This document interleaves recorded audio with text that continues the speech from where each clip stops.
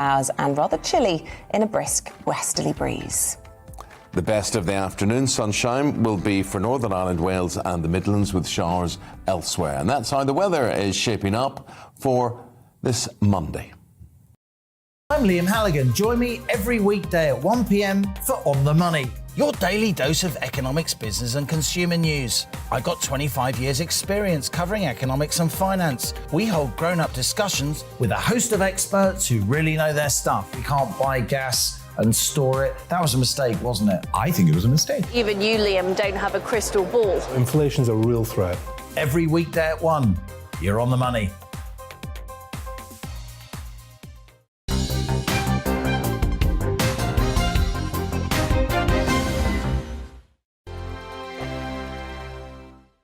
GB News is the UK's home of discussion and debate from all perspectives. To stay up to date on the latest stories, make sure that you subscribe to the GB News channel right here on YouTube. You can watch us live 24/7 across the whole world. You can also check out exclusive content and catch up on previous episodes of your favourite shows. Every day, we ask the questions that you'd ask, so why not add your voice to the conversation in the comments section? Don't forget to subscribe. We are GB News, Britain's news channel.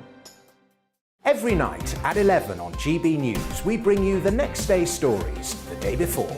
It's basically like time travel. If it's a big story, we'll cover it, guaranteed. But we'll also have some fun along the way. Big opinions, big laughs. Sometimes big hair. This is Headliners, the paper review show that won't send you to sleep like the others will. 11 p.m, 7 nights a week. Join us.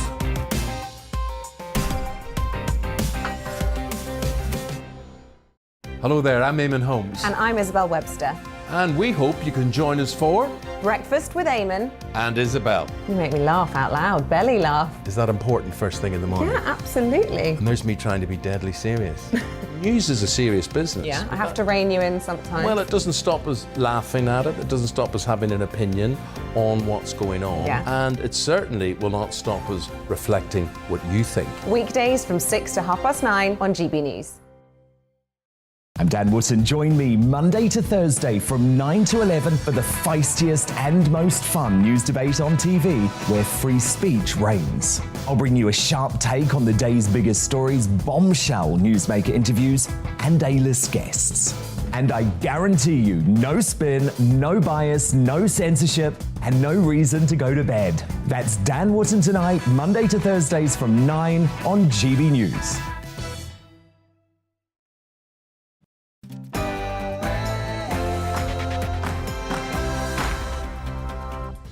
Good morning, everybody. Happy Monday. This is To The Point on GB News with me, Patrick Christys, and the wonderful Inaya Falarin-Iman on your TV, radio and online, with you all the way through until midday with loads of stuff today. We're talking about the trans debate and, of course, the Russia latest as well. Absolutely. Make sure you get in touch with your views, as usual, gbviews at gbnews.uk. We'll be getting through all of those throughout the show. But first, here's the latest news.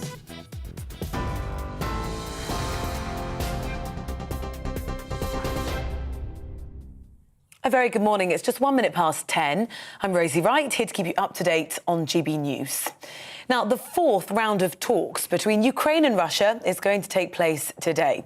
A Ukrainian negotiator says the focus is on achieving a ceasefire, troop withdrawals and security guarantees for Ukraine. Well, he also says Ukraine's position remains unchanged in insisting on a ceasefire before talks on future relations could take place. Charles Crawford is former UK ambassador for Poland, Serbia and Bosnia. He told GB News diplomacy is not about coming up with a good solution, but choosing between two terrible ones. No, I think the so-called peace talks between the Ukrainians and the Russians are absolutely serious diplomacy. But as I say, it all comes down to the balance of power. And what is it the Russians might now, having obviously messed this up to some degree, be prepared to accept? And you can imagine some sort of compromise. Ukraine's president says it's only a matter of time before Russian missiles hit a NATO nation. Volodymyr Zelensky issued the stark warning after 35 people were killed yesterday at a Ukrainian military base near the Polish border. At least one person has died and several others have been injured following another night of shelling in the capital, Kyiv. Officials also said the Antonov aircraft plant, makers of the world's largest plane, has been shelled by Russian forces. President Zelensky renewed his calls for NATO to implement a no-fly zone over his country. And now I repeat again, if you do not close our skies, it is only a matter of time before Russian missiles fall on your territory, on the territory of NATO and on the homes of citizens of NATO countries. American journalist Brent Renaud was killed today in Kyiv region. His colleague is injured. It was a deliberate attack by the Russian military. They knew what they were doing, but not everyone in the West seems to know what they're doing. As we've just heard, American photographer Brent Renaud was killed in yesterday's attack outside of Irpin. Well, freelance journalist Stefan Weikart told GB News the risks for reporters are increasing. Clear that the journalists are being targeted, and I start to wonder whether marking your car as press is really actually going to make any difference when you are in certain areas close to the front line, or maybe that just means that you're going to be targeted, where they're actually more risky than not having it. I think that's some of the questions that journalists have to ask themselves now. A number of unnamed US officials have told multiple news organisations that Russia had asked China for military equipment to use in its invasion of Ukraine. The Chinese embassy in the US says it wasn't aware of the request. Well, timing's unknown, and we also don't know the details of what kind of weaponry or aid Moscow may have asked China for. Well, the US National Security Advisor Jake Sullivan warned Beijing it would absolutely face consequences if it helped Moscow. Former British Army officer Lieutenant Colonel Stuart Crawford says Russia alone will not defeat NATO forces. And in any confrontation between NATO and Russia militarily, Russia will lose. There's no doubt about that. I don't know how long it would take, but they certainly won't win it. 21 Ukrainian children have arrived in England to receive cancer treatment on the NHS. The patients and their immediate family members flew in from Poland last night, and they're going to be assessed by doctors. The Health Secretary Sajid Javid says although the children have been given 6-month visas initially, these would be extended to at least 3 years. The government's Homes for Ukraine scheme, which will allow people in the UK to offer their spare rooms to Ukrainians fleeing the conflict, well, that scheme starts today. The government's offering £350 a month to anyone who opens up their home to Ukrainian refugees for at least 6 months. Those offering accommodation will be vetted, and applicants will also face security checks. Boris Johnson says the UK will supply Ukraine with more than 500 portable generators following a request by the country's President Volodymyr Zelensky. The devices will provide energy for essential services, including hospitals and shelters, and will power 20,000 homes. Australia and the Netherlands have launched joint legal action against Russia over the downing of Malaysia Airlines flight MH17 8 years ago. The Australian Prime Minister Scott Morrison said Moscow was responsible under international law for the attack, which resulted in the death of 298 people.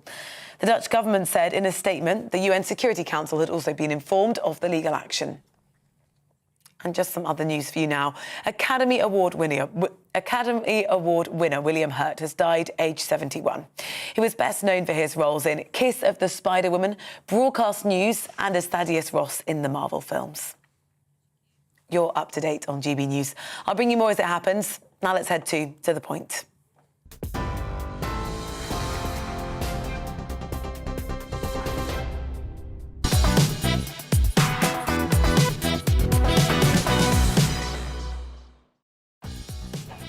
Good morning, this is To The Point on GB News with me, Anaya Falarin-Iman and Patrick Christys. We've got a packed show for you today with lots of guests and all the discussions that you care about, so here's what's on the menu.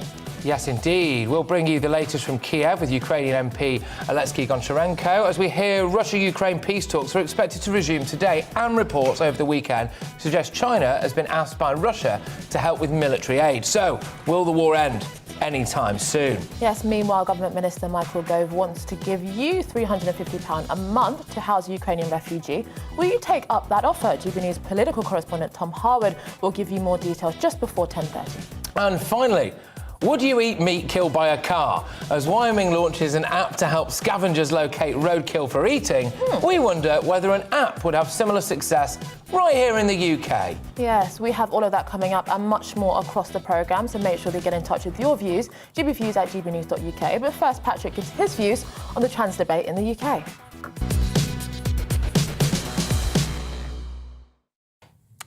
Yes, if a politician can't define what a woman is, then how on earth can they run a country? It used to be questions about how much a loaf of bread costs or the price of a pint of milk that would stump our MPs. But now it's something even more basic than that. What is a woman? The answer, of course, is adult human female. It is as simple as that. And yet, here we are. Keir Starmer came out and said that trans women are women. It's interesting he's told us his views on that when trying to get a policy out of him is like extracting blood from a stone.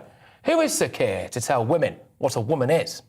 And then we've had Shadow Home Secretary Yvette Cooper refusing 3 times to offer a definition of a woman. She said she wasn't going down that rabbit hole. Then Annalise Dodds, Labour's equality spokesperson, said the definition of woman depended on context. The only context needed is whether or not they've been born with a vagina.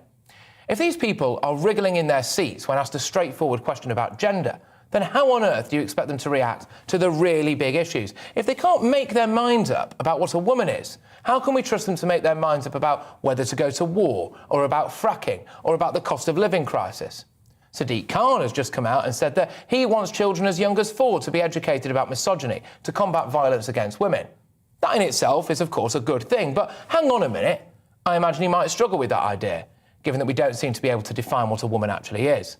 You can see it now, can't you? Janice from the art department standing in front of a room full of 4-year-olds. Now, children, what do we mean by women? Little Timothy puts his hand up bravely. Adult human female, miss. Timmy spends a week in detention because he's now a transphobic TERF. J.K. Rowling has been one of the more outspoken defenders of women's rights on this issue. She's been very clear what she thinks about this thing. Everybody should be allowed to live their lives, but if the transgender agenda starts impacting upon women's safety, then that's where she draws the line. Fair enough. And look how much she's copped it. Threats online. She's had her address put out in the public domain. People turning up there. She was even pseudo-cancelled by the Harry Potter franchise, for goodness sake. Emma Watson took a sly dig at Rowling at the BAFTAs. The irony, of course, being that nobody would have ever heard of Emma Watson if it wasn't for the magic of Rowling's creative brilliance and literary genius. From where I'm sitting, there is misogyny taking place. We have men telling women what a woman is and then demonising women who speak out against them. And then there's arguably the even greater problem of internalised misogyny, which I'm finding it very difficult to get my head around, to be honest. In many cases, it seems to be women who are actually trying to cancel other women who don't want to suspend biological fact, to try to cancel other women who want to stand up for female rights. The right to their own gender identity, the right to have female-only prisons, the right not to have men in their changing rooms, the right not to have a fully grown man competing against them in a sporting event. I can't get my head around that at all. The irony here, again, is that if you look at those at the BAFTAs, many of those women there were showing huge solidarity with the Me Too movement. They class themselves as feminists, and yet it appears they simultaneously support the dilution or erasure of what it means to be a woman. I know it might seem a bit on the nose that me, a man, is getting on his soapbox about female identity, but one day I might have a daughter, and I want that little girl to grow up in a world where she knows, without any doubt, what her identity is. I want her to have a safe space. I want her to know that being a woman is about more than just a feeling.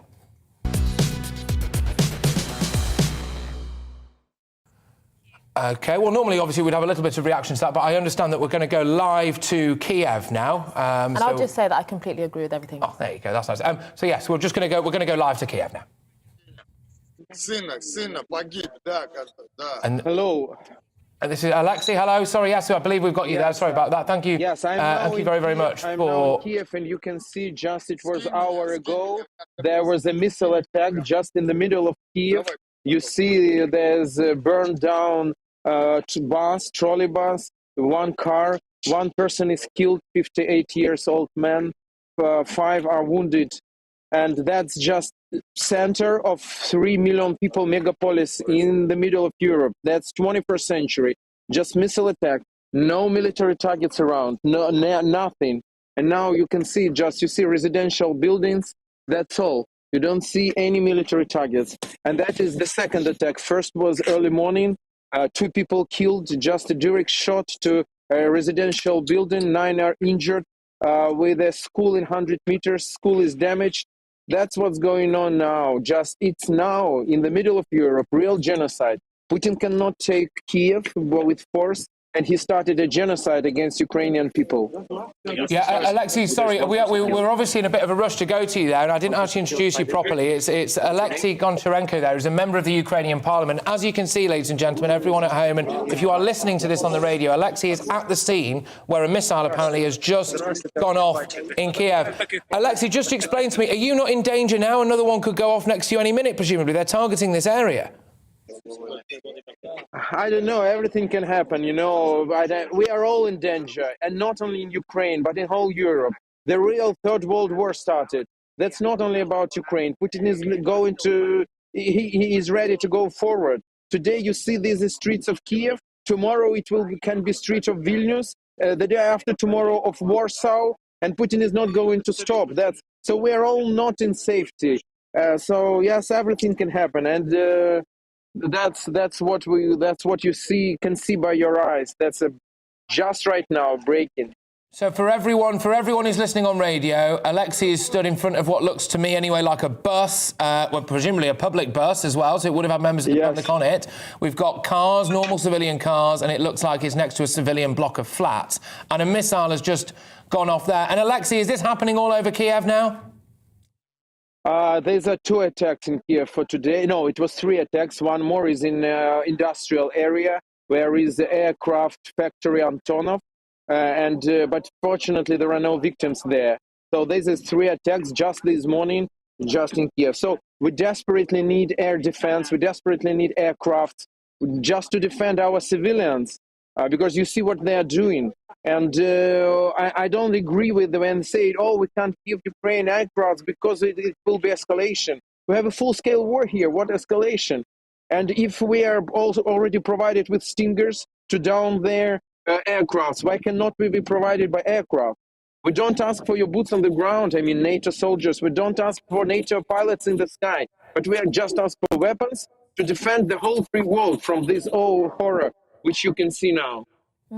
Yes, on that point, Alexei, I mean, how have you felt about the NATO response so far? You know, so far they haven't committed to... We are grateful. We are grateful for supporting weapons, anti-tank, Stingers. That's important, but it's not enough. We need aircrafts. We need more air defense. We need Patriots. We need more anti-tank. So that's the situation, and that's why we're asking for more support from NATO. And we need more support from NATO. We need more. You heard now. There was again explosion. Can I just ask? Sorry, were there people killed in that explosion that's just gone on behind you? I missed what you said right at the start. Were there people killed in that explosion just behind you? I said that just the moment I was speaking to you, there was an explosion. I don't know, several kilometers probably from here. I've heard. Maybe it was air defense working down in Russian missiles. Okay, and just talk to me a bit now about the Ukrainian defence, the heroic rearguard action, really, that we're seeing from the Ukrainian people now. There's a civilian block behind you there. Are you expecting, really, that people, just like those people who are living in those blocks behind you, are taking up arms, are going to turn Kyiv into Putin's Stalingrad, as it were? Yes, I also joined civil defense, civilian militia. I am absolutely civilian person. But I did it, and I will fight for my city if they will penetrate to the city. For the moment, we are making assistant missions, evacuating people, things like this. But if we will need, we will fight. I'm already armed, and I will not hesitate any second to fight with them, because they are real occupants and real Nazis who are just bombing absolutely peaceful cities and killing people in hundreds in Ukraine. They are attacking pregnant women, newborns. That's what's happening in our country. Absolutely. And Alexei, can I ask, if it's safe for you to do so, is it possible for us to get a little bit closer to that explosion? I can't go closer. No. It's forbidden to go closer. Okay. You see, there is a guard there, so I can't go. No, that's absolutely fair enough. Absolutely fair enough. And just to say, obviously, we really do wish you all the best over there. And we heard reports as well of that. Stay with us, pray for us. Stay with us, pray for us, and please help us. And it's not only about us; it's about all free people in the world. Just quickly, if you can, just give a message to Boris Johnson right now, please. The message is very simple. More sanctions against Russian Federation, ban on oil and gas, real cut off from SWIFT, because for the moment they are not cut off from SWIFT, and more weapons to Ukraine. First of all, air defense and aircraft. Alexei, thank you very, very much, and keep up your tremendous bravery there, and for bringing us that literally live from the scene, ladies and gentlemen, there, of where a blast has just gone off, another blast taking place just around the corner from him. You're witnessing an incredibly brave man here. Alexei Goncharenko there, a member of the Ukrainian Parliament. Thank you very much. Goodness gracious me. Yes, I mean, it's just, you can't put words to it. Poof. The reality. Hammers at home. All right, well, look, ladies and gentlemen, your views have been flooding in, as you can imagine, both on the Ukraine issue, as you've just seen, also on the trans debate, which I started at the top of the show there before we went live to Kyiv. I think I just want to return very quickly before we go to a break to some of your views. Let's get some of these in early. GB views at gbnews.uk. On the gender issue, people are saying, yes, OK, they think, you know, essentially women are women and that politicians need to step up to the plate. I mean, you obviously had some views on this as well, didn't you?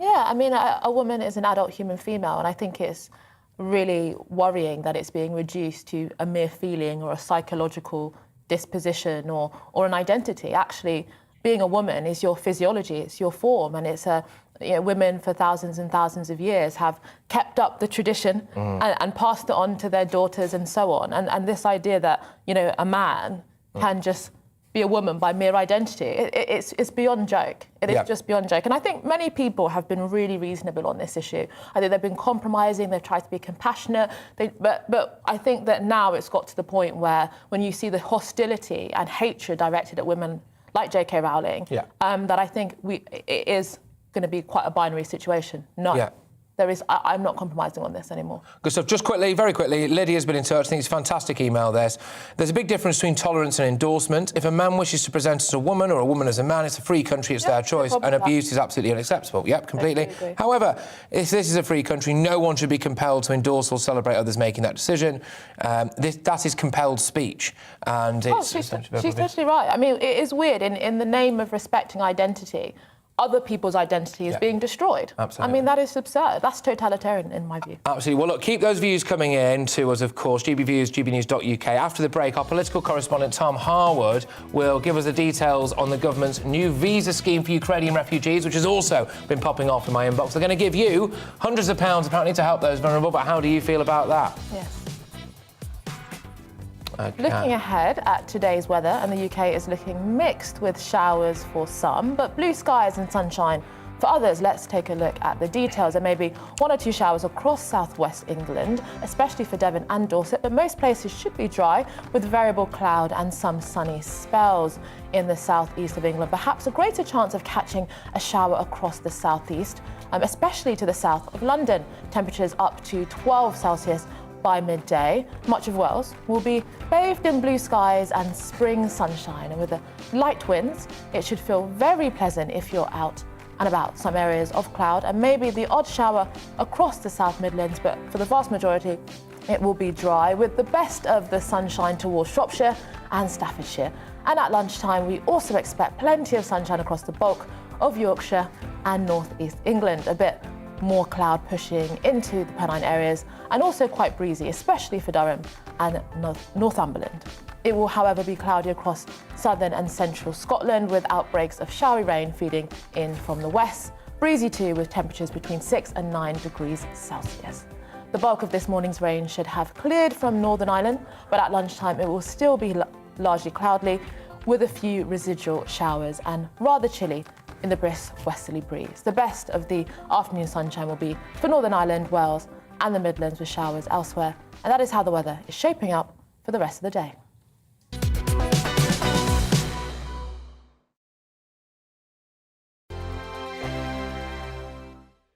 GB News is the UK's home of discussion and debate from all perspectives. To stay up to date on the latest stories, make sure that you subscribe to the GB News channel right here on YouTube. You can watch us live 24/7 across the whole world. You can also check out exclusive content and catch up on previous episodes of your favourite shows. Every day, we ask the questions that you'd ask, so why not add your voice to the conversation in the comments section? Don't forget to subscribe. We are GB News, Britain's news channel.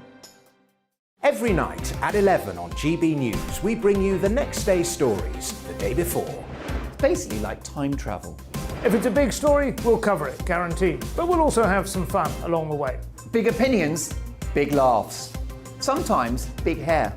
This is Headliners, the paper review show that won't send you to sleep like the others will. 11 p.m, 7 nights a week. Join us.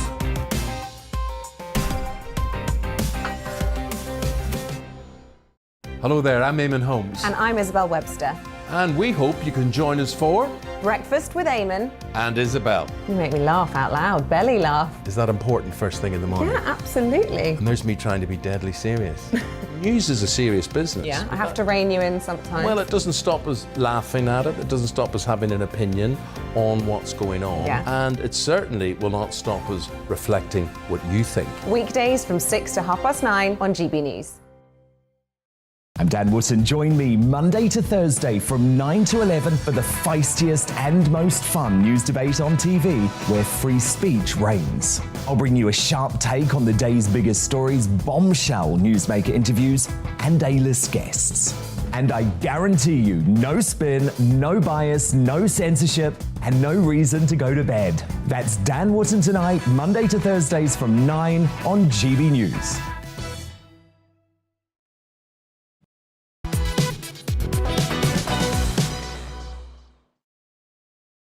Yes, good morning. It's just about to go 10:24. This is To The Point with me, Patrick Christys, and Anaya Falariman on GB News. We're live on your TV, online and radio this morning. Yes, today, the Levelling Up Housing and Community Secretary Michael Gove will give us more details into the new visa scheme his government will introduce for people fleeing Ukraine, including ways in which they can be housed. Yeah, so it's hoped tens of thousands of displaced people will benefit from the Homes for Ukraine Refugees scheme. Now, hosts will receive £350 a month as a thank you from the government. Here to explain what we know about the scheme so far is GB News' political correspondent Tom Harwood. Tom, thank you very much. £350 is not a lot of money, is it? Not for an entire month, especially when you consider the considerable burden that people will be accepting when they offer up space for a refugee. But in reality, this is a sort of a token, really. Ultimately, what is being asked of people who want to do so, is for them to help. This isn't the state taking on the entire burden. Individuals who want to help people in Ukraine, as many people in this country do, ought to be providing much of that support for themselves. So those people that have capacity, that have spare rooms, perhaps even people who might feel a little lonely, perhaps they might want to take in some people from Ukraine as a family, and that £350 per month is a bit of a help, a bit of a gesture for the government to get this scheme rolling. But Tom, I mean, I've done a little bit of digging, and on average, the government pays about £6,000 a month to house non-Ukrainian refugees, so people that, for example, from Calais and so on. So it does look like the ordinary people are essentially going to have to take on the burden of what is effectively government responsibility for housing refugees. Well, this is one path, of course. This isn't the only pathway by which Ukrainian refugees will come, and I'm sure there'll be other situations where local authorities will need to put up refugees, and that will cost more. But in terms of this sponsorship visa scheme, in terms of those who want to offer help to specific individuals coming across, this is a different way of doing it, and perhaps it might even be an advantageous way when we're looking at future conflict. If we look to schemes where people can voluntarily take on this, some may see it as a burden, some may see it as an opportunity, really. Some areas of the UK have traditionally not taken in many refugees. I was talking a little bit earlier today on my programme about how the South East, excluding London, only took in around 6.5% of the nation's refugees, whereas much of the north, many post-industrial areas, have been doing a lot more. That's when it's directed by local authorities and central government. So perhaps individuals, more wealthy individuals, offering space might be a better way to do it. And this is it. We talk about levelling up, don't we? Well, I'll tell you what, you go to places like Bolton, Bury, Blackburn, and you ask people there about the burden that some of those communities have had when it comes to, refugees or asylum seekers or whatever. Obviously, I'm not saying burden in an entirely negative, I'm not trying to demonise anyone, but, actually, maybe now this is a time where the South East could step up. They get £350 a month, but realistically, the bulk of that cost for just food and sustenance is going to have to come from the people themselves. Well, Southeast is quite a wealthy area. If they care that much about it, we should be seeing every home in the Southeast now taking someone in, shouldn't we? Well, it's interesting. There was polling out over the weekend that suggested around 90% of people would like to help, but only around 9% of people would accept a refugee into their home because they feel able to do so, because they have space, for example. And to be honest, in the Southeast in particular, there are a number of larger homes, people with spare rooms, people with cash sloshing around. Potentially, this could be an opportunity for people not just to share a Facebook post about how they want to help Ukraine, but actually to click onto that website to offer a space in their home themselves. On that point, I mean, what about the process? Because I've been reading about, for example, security checks on the part of the hosts and also the refugees. But some people have argued that that might actually erode some solidarity. So, for example, many people that I know are in Poland right now, and they've just opened their arms. It's literally been a case of ordinary people going to the border and just taking people, whereas we have quite a bureaucratic process, it seems. We do, and that has been a significant criticism, although it must be said there is a political consensus for that bureaucracy, for having some sort of visa system. The European Union countries, the European Union as a bloc, has decided to do a visa waiver, so anyone can just come in. That, to be honest, makes more sense for somewhere like Poland. If you're literally on the border with a war zone, you don't really have time to stop and ask people who they are, where they're coming from, to get people to scan in with biometric security and all the rest of it. People are just flooding across the border, and that's why Poland has accepted between 1 and 2 million refugees in the last couple of weeks. Similarly, people can go from Poland, which neighbours, to Germany. Germany has seen a lot. But the thing is, as you get further away from the geographic point of Ukraine, there is more chance to have a greater level of security there. And do you think the government perhaps got it slightly wrong in the beginning? Because I think that, for the last few years, there has been almost a consensus within society that British people want more controls on immigration. But that wasn't a blanket thing in all situations, in all circumstances. And maybe the government assumed that everyone just wanted it the way it was before, but actually missed that on this occasion, people are wanting to be much more generous. I think people are willing to be generous, but I think the government is basically just being slow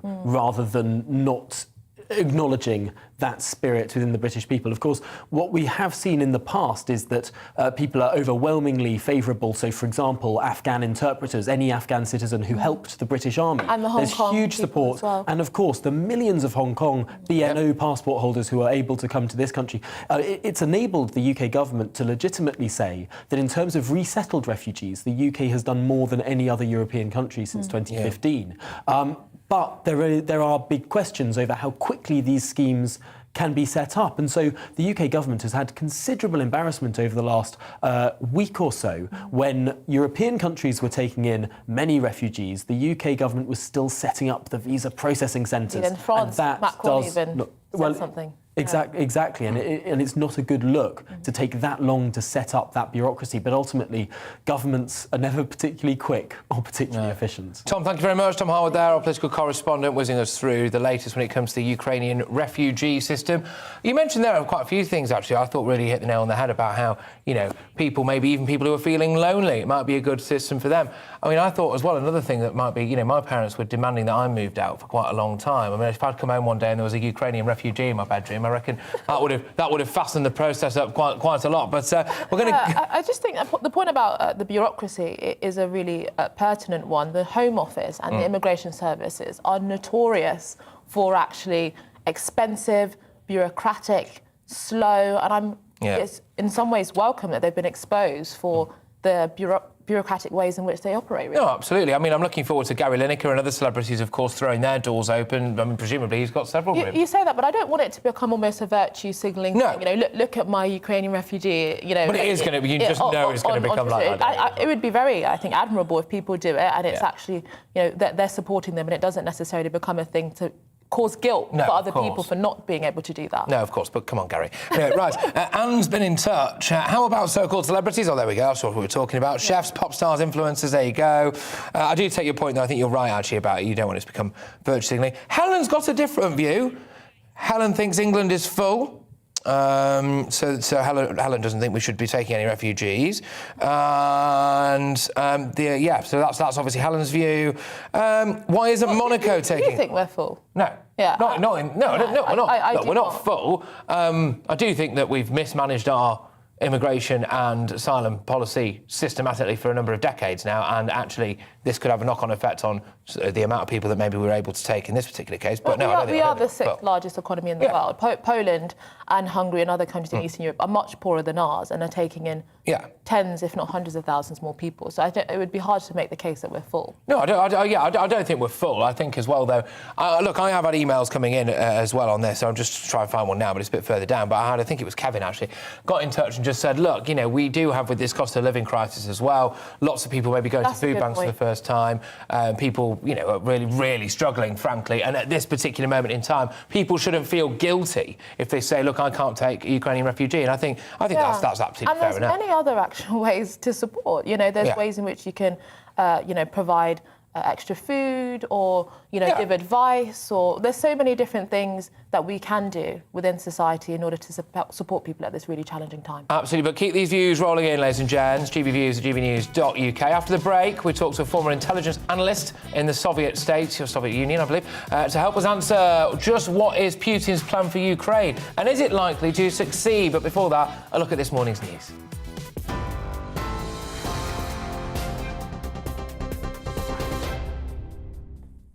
Good morning, it's 10:33. I'm Rosie Wright, here to keep you up to date on GB News. The latest round of peace talks now between Ukraine and Russia are taking place today. A Ukrainian negotiator says the focus is on achieving a ceasefire, troop withdrawals and security guarantees for Ukraine. He also says the country's position remains unchanged in insisting on a ceasefire before talks on any future relations could happen.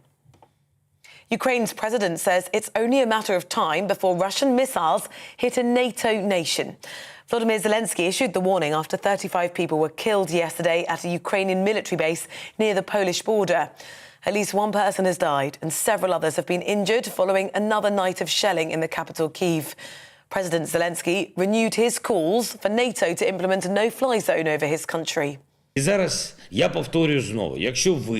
And now I repeat again, if you do not close our skies, it is only a matter of time before Russian missiles fall on your territory, on the territory of NATO and on the homes of citizens of NATO countries.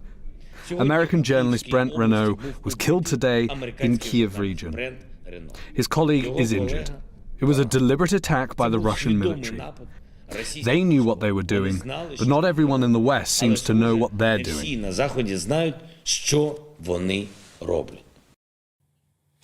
A number of unnamed US officials have told multiple news organisations that Russia has asked China for military equipment to use in its invasion of Ukraine. Now, the Chinese embassy in the US says it wasn't aware of the request.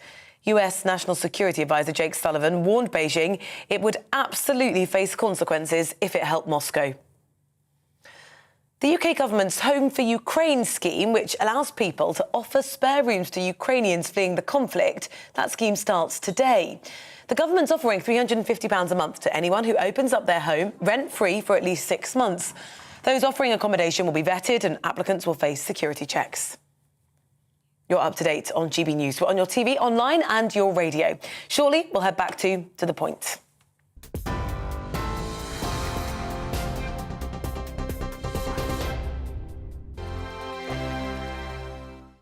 GB News is the UK's home of discussion and debate from all perspectives. To stay up to date on the latest stories, make sure that you subscribe to the GB News channel right here on YouTube. You can watch us live 24/7 across the whole world. You can also check out exclusive content and catch up on previous episodes of your favourite shows. Every day, we ask the questions that you'd ask, so why not add your voice to the conversation in the comments section? Don't forget to subscribe. We are GB News, Britain's news channel.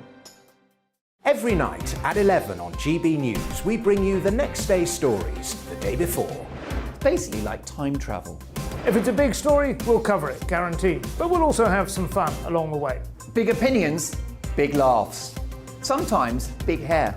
This is Headliners, the paper review show that won't send you to sleep like the others will. 11 p.m, 7 nights a week. Join us.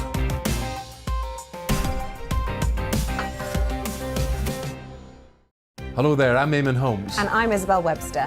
And we hope you can join us for Breakfast with Eamon and Isabel. You make me laugh out loud, belly laugh. Is that important first thing in the morning? Yeah, absolutely. And there's me trying to be deadly serious. News is a serious business. Yeah, I have to rein you in sometimes. Well, it doesn't stop us laughing at it. It doesn't stop us having an opinion on what's going on. Yeah. And it certainly will not stop us reflecting what you think. Weekdays from 6 to 9:30 on GB News.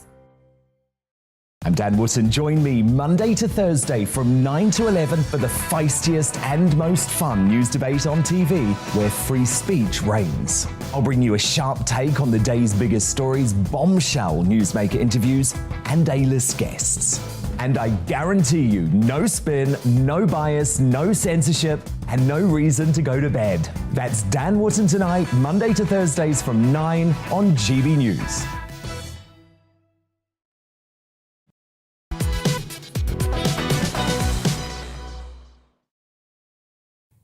It's 10:37 and this is To The Point with me, Patrick Christys, and Inaya Falarin Iman on your TV, radio and online on GB News this morning. Yes, a senior US official says Russia is asking China for military assistance in Ukraine as the invasion extends into its third week. White House National Security Advisor Jake Sullivan said the US considers Russia-Chinese cooperation to be a concern to peace in Ukraine and all across the world, promising consequences for China if there are any large-scale efforts to help the Kremlin in this conflict. Yeah, so what is Putin's plan for Ukraine and what would Chinese assistance look like? Now, Ewan Grant is a former law enforcement intelligence analyst with service in the former Soviet Union and joins us now. Thank you very much, Ewan. Thank You're fast becoming a regular. I mean, you've never been busier on this channel, I believe. Yeah. But what would Chinese involvement look like? Well, I would think at the moment it's really more diplomatic and political. It would be sending a message that we are backing Russia, albeit not necessarily 100%. They would probably supply equipment which they have essentially got from the Russians themselves, or at least are compatible because they're based on Russian designs. Communications, jamming equipment for Ukrainian drones. As you know, the Ukrainian resistance there has been much heavier than the Russians anticipated. Communications equipment, not fighter aircraft, top-end stuff, because, of course, those have largely not been used. On that point, I mean, I wonder if the operative word there is large-scale support, because, for example, we know that gaffe of Joe Biden when he said they would effectively accept minor incursions. And so do you think that the West would accept some support, really, from China? Yes, in a word, yeah. And isn't that the reality, really, that a lot of this is, saying that they're not going to accept it, but what could the US really do? They are not going to be getting into conflict with China. It is such an important regime to them. It does really sound like something literally straight out of a Tom Clancy novel, except this time it's what I believe was his best book about Russia and China together, called Executive Orders, incredibly prophetic. But no, we would then have to, with the US in the lead, Britain close behind and still a major player, sadly, some countries in Europe, not the Nordic countries, but some countries in Europe lagging behind, to accelerate sanctions and oil and gas. And do you worry about this, that this is now what we're going to be seeing? Russia moving closer and closer eastwards, becoming closer and closer to China. And this is the reality of the new global order, which is not just America anymore as the global police. We have China now as a big major player. Yes, I'm afraid that's it. What it has done is accelerated it by quite a few years, I think. But let's not assume that war against Taiwan is going to break out tomorrow. The Chinese will be much more careful about that. Okay. It's still an uneasy relationship because, remember, Siberia is vast. It has huge natural resources. Parts of it are claimed by China historically. Yes, I mean, China, obviously, it's important to say, is denying that Russia has asked for help, but also, of course, China said that COVID didn't leak from a Wuhan lab, so you've got to take everything with a pinch of salt. But great analogy, yeah. Would we actually know if China was offering aid to Russia, or if they did give it? They presumably tried to cover it up, or would we definitely be able to tell? We would. I think the issue is just how quickly. And the answer, I think, is fairly quickly. With what degree of evidence? I actually think the US and the UK have played it pretty well in leaking or not leaking, openly disclosing intelligence information. Others in the alliance, please copy. Right, OK. Now, we had a gentleman on there, Alexei's called, who's a member of the Ukrainian parliament, who reported to us, frankly, live from a bomb blast that had just gone off, actually, right at the start of this show. A very, very brave chap indeed. His message was loud and clear. He wants us to send aircraft, right? He wants them to send aircraft over there. He says, look, we've already got anti-aircraft weapons. He said, we don't, you know, this business of escalation, it's escalated as far as he's concerned. They're in the middle of a full-blown war. Do you think we should send aircraft over there? Would that result in potentially China sending aircraft to help the Russians? Do they need that help? I don't know. Well, that would be a real Rubicon for the Chinese. As you know, the Chinese use designs which have actually been supplied by Russia or copied. Not all the Russian top brass are happy about that latter point. But if they did, that would be a real Rubicon. I frankly think we will still hold off. The risks are too great.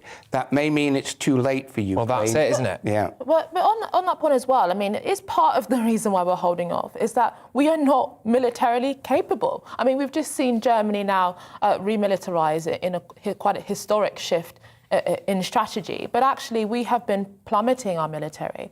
We have been eroding our military strength for decades now. And actually, even if we wanted to, realistically speaking, very few countries in the EU and in Europe more broadly are really capable of doing much. In the air, it's a bit different. The US air capability, particularly in combat air, is still very formidable. And that is seeking through to a number of European countries, the F-35, and that acting as a feeder for the fourth generation aircraft like the Typhoon. But yes, on the ground, and I'm afraid to say you've hit a few sensitive points. The EU approach to Russia, and I say the EU centrally in Germany, has been very naive for a long time, and I mean naive with a capital N, and it's now coming home to roost. So it's going to take years to rebuild. OK, all right, and just talk to me about... But we have the air. We are formidable in the air, very much so. Now, obviously, you operate in the sphere of intelligence around the Soviet Union, and I'm quite keen to get your take, really, on the mood in Moscow, the mood in the Kremlin regarding Putin. Right? Is he an isolated chap now? Are there fears genuinely for his mental well-being amongst the top brass? Could that result in some kind of assassination attempt or something like that? Or actually, is everything fine for Putin? No, it isn't fine for him. He clearly will be a very worried man. He knows that he's been given bad advice by his advisors. He knows, although he'll never admit it, why that is. They're too scared to give him the advice. Exactly. We've been here before, haven't we? 1941. Well, exactly. But I think Mark Galeotti, not surprisingly, has been writing some great sense on that. A coup toppling him is possible, but let's be realistic, not likely. And how do you get to him is the thing as well, you know? How would people really get to him? Oh, well, there's the point. He has his close personal guard. Is it true that he won't let Sergei Lavrov retire? I've heard that he wants his defence guy to stay around, and he's apparently refusing to let him retire because he's been fed so much duff information in the past. He believes he's someone that he can trust. Well, I'm not sure he would really trust Lavrov, but Lavrov, remember, of course, is the foreign minister. Foreign minister, sorry. With, of course, a surprising number of assets. Oh, huge amounts, actually. In fact, his daughter paid for a multi-million-pound house in, I believe it was Chelsea, or his stepdaughter, some squiffy areas there, in cash, apparently. Yeah. That kind of thing has been known about for years, and had we acted with the US and with the Europeans, because a lot of this in Europe as well, we wouldn't be, I think we would not be in this mess. Well, look, thank you very, very much. Expert, as always, you and Grant there, of course, whizzing you through essentially the latest from the intelligence world about what's been going on in Ukraine. Thank you very, very much, as always. Now, this week, a bit of a gear change for this, ladies and gentlemen, something a little bit lighter. It's Sleep Awareness Week, and a time to emphasise how important it is for our health. Yes, however, a survey of 30 to 59-year-olds across Scotland revealed more than half are not getting the recommended minimum sleep, often leading to greater stress. Here with more on that is our Scotland reporter, Davy Donnison. Davy? let me ask, what is Sleep Awareness Week and why is it important? Yeah, I think it's very important because, you know, as you heard there from the survey, that people just aren't getting those 7 hours of sleep that we all need really to function. And that's the poll that's been carried out by Mori. So, yeah, basically saying between ages between 30 to 59, not getting those 7 hours of sleep. So that's really the point. But yeah, Sleep Awareness Week, hugely important. It's going to look at different things, you know, why we're not sleeping, how people can get to sleep better, how does sleep affect driving, the medicine maybe used to help people sleep, that kind of thing as well. So we'll no doubt hear throughout this week how these things will pan out, how people can help to get those 7 hours of sleep that they so desperately need. But of course, one of the main reasons, or two of the main reasons, I would say that, you know, people are struggling with sleep certainly is, you know, part of it's due to lockdown. You know, before we went out to work, you know, 4 or 5 days a week, 5, 6 days a week, depending on what you do for a living.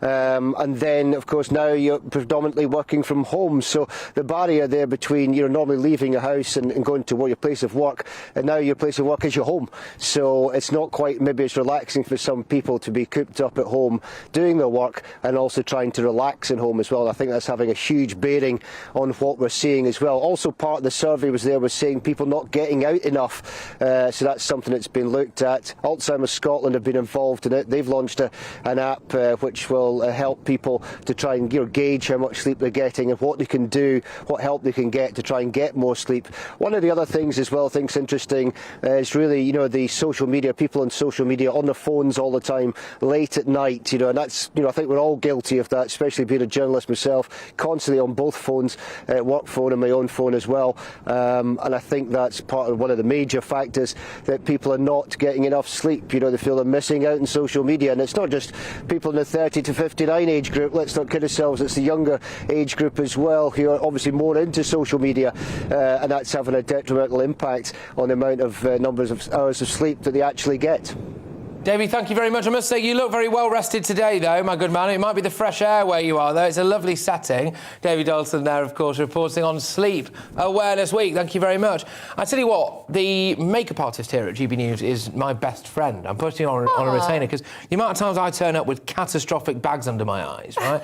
And she just sorts me right out. And this, well, what are you doing that makes you have just struggle to sleep sometimes? Also, for me as well, I don't know if anyone at home has this. If you know your alarm's going off at whatever time in the morning, and you wake up in the night, right, and you've got, you know in your head, you're like, oh, I've only got 2 hours left, and then it takes you another 20 minutes to get back to sleep, and you can't sleep when the only thing going around in your head is, I need to get to sleep, I need to get to sleep. You just can't sleep. I mean, I think the global context has a lot to do with it. I mean, it does feel like we go from one crisis to another. Yeah. I mean, you've been hearing about generations feeling climate anxiety because we're constantly telling kids that the world is going to end in like 5 years. So they're just anxious all the time. They're told that they have to be anxious about their identity, their gender identity. I think we project so much anxiety onto kids, and I think that could be affecting sleep for young people. No, I agree. Also, you know, a lot of kids are on their phone and actually on their computers and iPads now up until when they go to sleep. Exactly. That's another thing that could affect the sleep of lots of kids. No, I agree completely. And Frank, look, I'll hold my hands up. I've always been a very, very bad sleeper, and I've always really struggled to actually take that step to get myself off into bed. I always subconsciously feel as though I'm missing out on something if I stay awake. Actually, what am I missing out on? You know, I'm alone in a flat somewhere at 11 o'clock at night. Where's the party? You know? I've always been quite a peaceful sleeper, actually. I've been quite good because I think as soon as I know that I'm going to bed, I don't do anything in my bedroom. Lots of people would like go on their computer or, you know, why are you laughing? I'm not laughing. You're laughing. Anyways. Right, yes, good stuff. Yeah, and sometimes just struggle to sleep because of all the voices. But anyway, right, anyway. And now let's take you through some of the headlines of the day that you might have missed. This is good. So the American state of Wyoming has launched an app that's helping meat go from road to table, allowing, quote, savvy meat eaters, lunatics, the opportunity to claim roadkill for their dinner. I think that's a fantastic idea, to be honest. Do you actually? No, oftentimes would you eat a squashed possum? No. When I see, you know, deers that have been killed, it will just decay in the middle of the road. I think it would be great to actually use that for food or there you go, that's dinner. I mean, you eat meat, don't you? A moose. I tell you what, you could feed a family for. Well, if you hit a moose, how much you can know about it? Anyway. That's absolutely brilliant. Well, the state wildlife and highway officials launched the app over the winter when Wyoming joined the 30 or so states that already allow people to collect roadkill for food. I just wonder, Do you know how long it's been there? Yeah, so do you prefer, mass factory farming then for your meat rather than actually, an animal that's lived a full life, probably had a very healthy life that's just been accidentally killed? So you prefer mass factory farming? Well, Wagyu beef, supposedly, isn't it? Where they massage the cow, they play it classical music, they feed it beer, they tell it they love it before they just shove a bolt straight through its brain. And that's supposed to tenderise the meat. I don't imagine running it over with an 18-wheel truck is going to do much for the tenderising process. Although it might, I suppose, actually. It might. No, I'm very for it. I think we should learn how to forage. I think that we should get closer to nature. Well, we might have to when the world goes to pot. Yeah. Outside looking for stuff in the woods. I did. Compulsory bushcraft in schools. I think that we need to learn how to live in the wild. I did kill a deer once with a works car. Another job, don't worry, everyone here. And it was like Bambi. I felt terrible about it, but on reflection, I could have maybe sold it to a pub. Nice venison. Anyway, right, moving away from that now. Mayor of London, Sadiq Khan, says lessons on misogyny and negative attitudes towards women should be taught to primary school kids to tackle gendered violence. This is part of a campaign he has launched to challenge sexist attitudes and inappropriate behaviour. Yes. I'm yet to see, evidence that primary school kids are rampantly misogynistic. I feel so bad for kids, adults that have basically given up winning their argument within society or exaggerating certain problems within society, using schools and primary school kids to indoctrinate. Yeah, as an opportunity to indoctrinate. We heard that kids as young as 6 are going to be told they're not racially innocent in Brighton. Well, yes. And now kids are going to be taught, against misogyny. What evidence is it that 6-year-olds are misogynic? They don't even know what that word means. There's no wonder that there's a lack of sleep, is there? You've got 4-year-olds now being taught that they're racist misogynists. I know. How long is it? Leave kids alone. Leave kids alone. Right, OK. New York State is pushing to ensure that the state's projected billion-dollar marijuana industry will help benefit those who need it most. So to be one of the state's first licensed marijuana retailers, you or a member of your family must have been convicted of a marijuana-related offence. The state hopes individuals who have lived in communities disproportionately impacted by the drug war will therefore be the first to reap the benefits of the legalisation and commercialisation of marijuana. Hang on a second. So if I read that correctly, so you need to have been convicted of a marijuana-related offence in order to get legal marijuana? What do you think about that? Because, I think that's nuts. No, but this is actually a debate in the UK very slightly. I'm not sure how I feel about the legalisation. I think that a lot of the pro-legalisation advocates seem to diminish the harmful effects of cannabis, and I think that it has a lot of adverse impacts. And I think it should be illegal. Yeah, look, to be honest with you, it's one of those things for me where I like to normally have relatively strong views on most things. And I can't really bring myself to care that much about the legalisation of marijuana. As far as I can tell anyway, if someone wants to get it, they find it pretty easy to get it. That is true. It doesn't necessarily need to be legalised. I understand that there's criminal gangs, this, that and the other. I personally think they'll still operate, even if it was legalised. Yeah. There's the tax argument. All right, fine. Maybe. But I think we've got other stuff on, haven't we? In Amsterdam, it's lots of things are legal in Amsterdam. Yeah. Lots of things. Yeah. Right. Anyway, keep all your thoughts coming into us on email, gbviews@gbnews.uk. We'll be back with more of today's top stories, plenty of your views after the break. In fact, should we go to one now or not? I've ruined the sequence for everyone. Yeah, we can go to one now. Sorry, everyone in the gallery. Lack of sleep. As a Scottish adult, the thing that keeps me up at night is the knowledge that Nicola Sturgeon is running the country. Terrifying. From Gordon Campbell, which is also a fabulously Scottish name, so we know you're telling the truth. Thank you very much, Gordon. Right, OK. Well, look, thank you very much, everyone who's been getting in touch. More of your views after the break. gbviews@gbnews.uk. We will be back in a tick. Don't go anywhere. Hello, I'm Alex Deakin with your latest weather update. A fine day for many today. Plenty of sunshine around, but one or two areas seeing some showers across parts of southern England. And this weather front is bringing cloud and rain to parts of Northern Ireland and Scotland. This weather front in the south is providing just one or two scattered showers, particularly over southeast England through the rest of today, but they'll be very hit and miss. Much of the south will be dry. Quite a lot of cloud for Northern Ireland, western Scotland. The rain easing off in Northern Ireland, but spreading through central parts of Scotland and into the southwest, and some rain for northwest England too. But much of northeast England dry, bright. Most of Wales, sunny spells in the Midlands as well, with some sunshine, temperatures up to, say, 13 in Birmingham. Just 9 there in Glasgow with that rain this afternoon. That rain will work its way towards Edinburgh and then spread northwards through the evening, so we'll see some patchy rain for Aberdeenshire, Caithness and Sutherland before that all fizzles out. Still 1 or 2 scattered showers across the southeast through the night, but for many it will be a dry night. Where we keep the clear skies, well, a hint of blue on the chart. There could be some pockets of frost in rural areas. Towns and cities dropping down to 3 or 4 Celsius. There'll be some fog forming as well through the night. That could be quite dense for a time in the morning, but it should clear pretty sharply through tomorrow morning. And then it's a cracking day for the bulk of England and Wales. Fine too for most of Scotland and Northern Ireland, but the cloud will thicken here, rain into the west of Northern Ireland, across the Highlands and the Western Isles through the day as well. But Glasgow staying dry, Belfast as well during daylight hours. 10 degrees here, but look at the temperatures elsewhere. 14 in Birmingham, maybe as high as 16 in London with some hazy sunshine, staying fine for most of England and Wales during Tuesday evening, but that rain will start to encroach towards Glasgow and Belfast during Tuesday evening and then pepping up a little bit on Wednesday. So some wet weather around on Wednesday, but once that's gone, it looks like turning a lot sunnier for all of us come the end of the week and turning warmer too.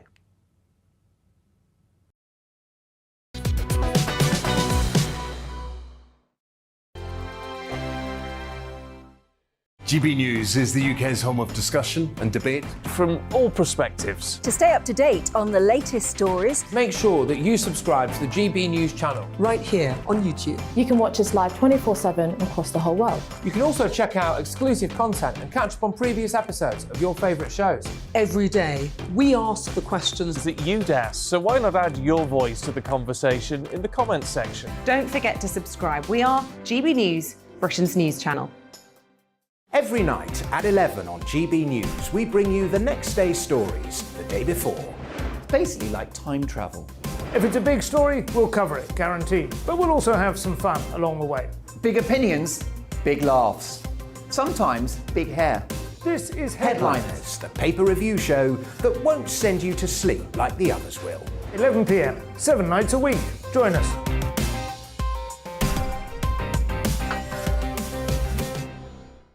Hello there, I'm Eamon Holmes. And I'm Isabel Webster. And we hope you can join us for Breakfast with Eamon and Isabel. You make me laugh out loud, belly laugh. Is that important first thing in the morning? Yeah, absolutely. And there's me trying to be deadly serious. News is a serious business. Yeah, I have to rein you in sometimes. Well, it doesn't stop us laughing at it. It doesn't stop us having an opinion on what's going on. Yeah. And it certainly will not stop us reflecting what you think. Weekdays from 6 to 9:30 on GB News.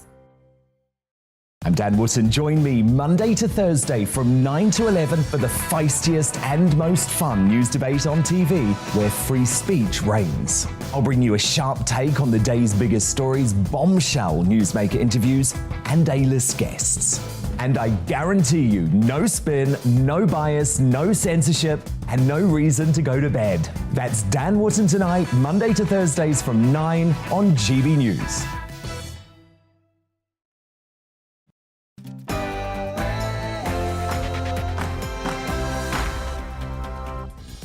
Good morning, this is To The Point on GB News with me, Anaya Flower-Inman and Patrick Christys. We're live on your TV, online and radio.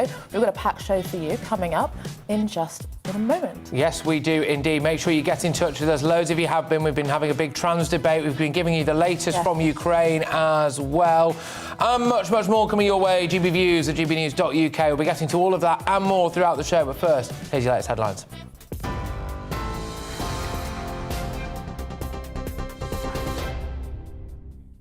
A very good morning. It is 11 o'clock. I'm Rosie Wright, here to keep you up to date on GB News. Now, the latest round of peace talks between Ukraine and Russia, well, they're taking place today. Ukrainian negotiators say the focus is on achieving a ceasefire, troop withdrawals and security guarantees for the country. Charles Crawford, former UK ambassador for Poland, Serbia and Bosnia, told GB News diplomacy is about not coming up with a good solution, but choosing between two terrible ones. I think the so-called peace talks between the Ukrainians and the Russians are absolutely serious diplomacy. But as I say, it all comes down to the balance of power. And what is it the Russians might now, having obviously messed this up to some degree, be prepared to accept? And you can imagine some sort of compromise. Ukraine's president says it's only a matter of time before Russian missiles hit a NATO nation. Volodymyr Zelensky issued the stark warning after 35 people were killed yesterday at a Ukrainian military base that was near the Polish border. At least one person has died and several others have been injured following another night of shelling in the capital, Kyiv. President Zelensky renewed his calls for NATO to implement a no-fly zone over his country. And now I repeat again, if you do not close our skies, it is only a matter of time before Russian missiles fall on your territory, on the territory of NATO and on the homes of citizens of NATO countries. American journalist Brent Renaud was killed today in Kyiv region. His colleague is injured. It was a deliberate attack by the Russian military. They knew what they were doing, but not everyone in the West seems to know what they're doing. Well, Alexei Gonchenkaro is a member of the Ukrainian parliament, and he told GB News there's reports of a missile attack in Kyiv this morning. There was a missile attack just in the middle of Kyiv. You see there's a burned down trolley bus, one car. One person is killed, 58-year-old man. 5 are wounded. And that's just center of 3 million people now in the middle of Europe, real genocide. Putin cannot take Kyiv with force, and he started a genocide against Ukrainian people. A number of unnamed US officials have told multiple news organisations that Russia has asked China for military equipment to use in its invasion of Ukraine.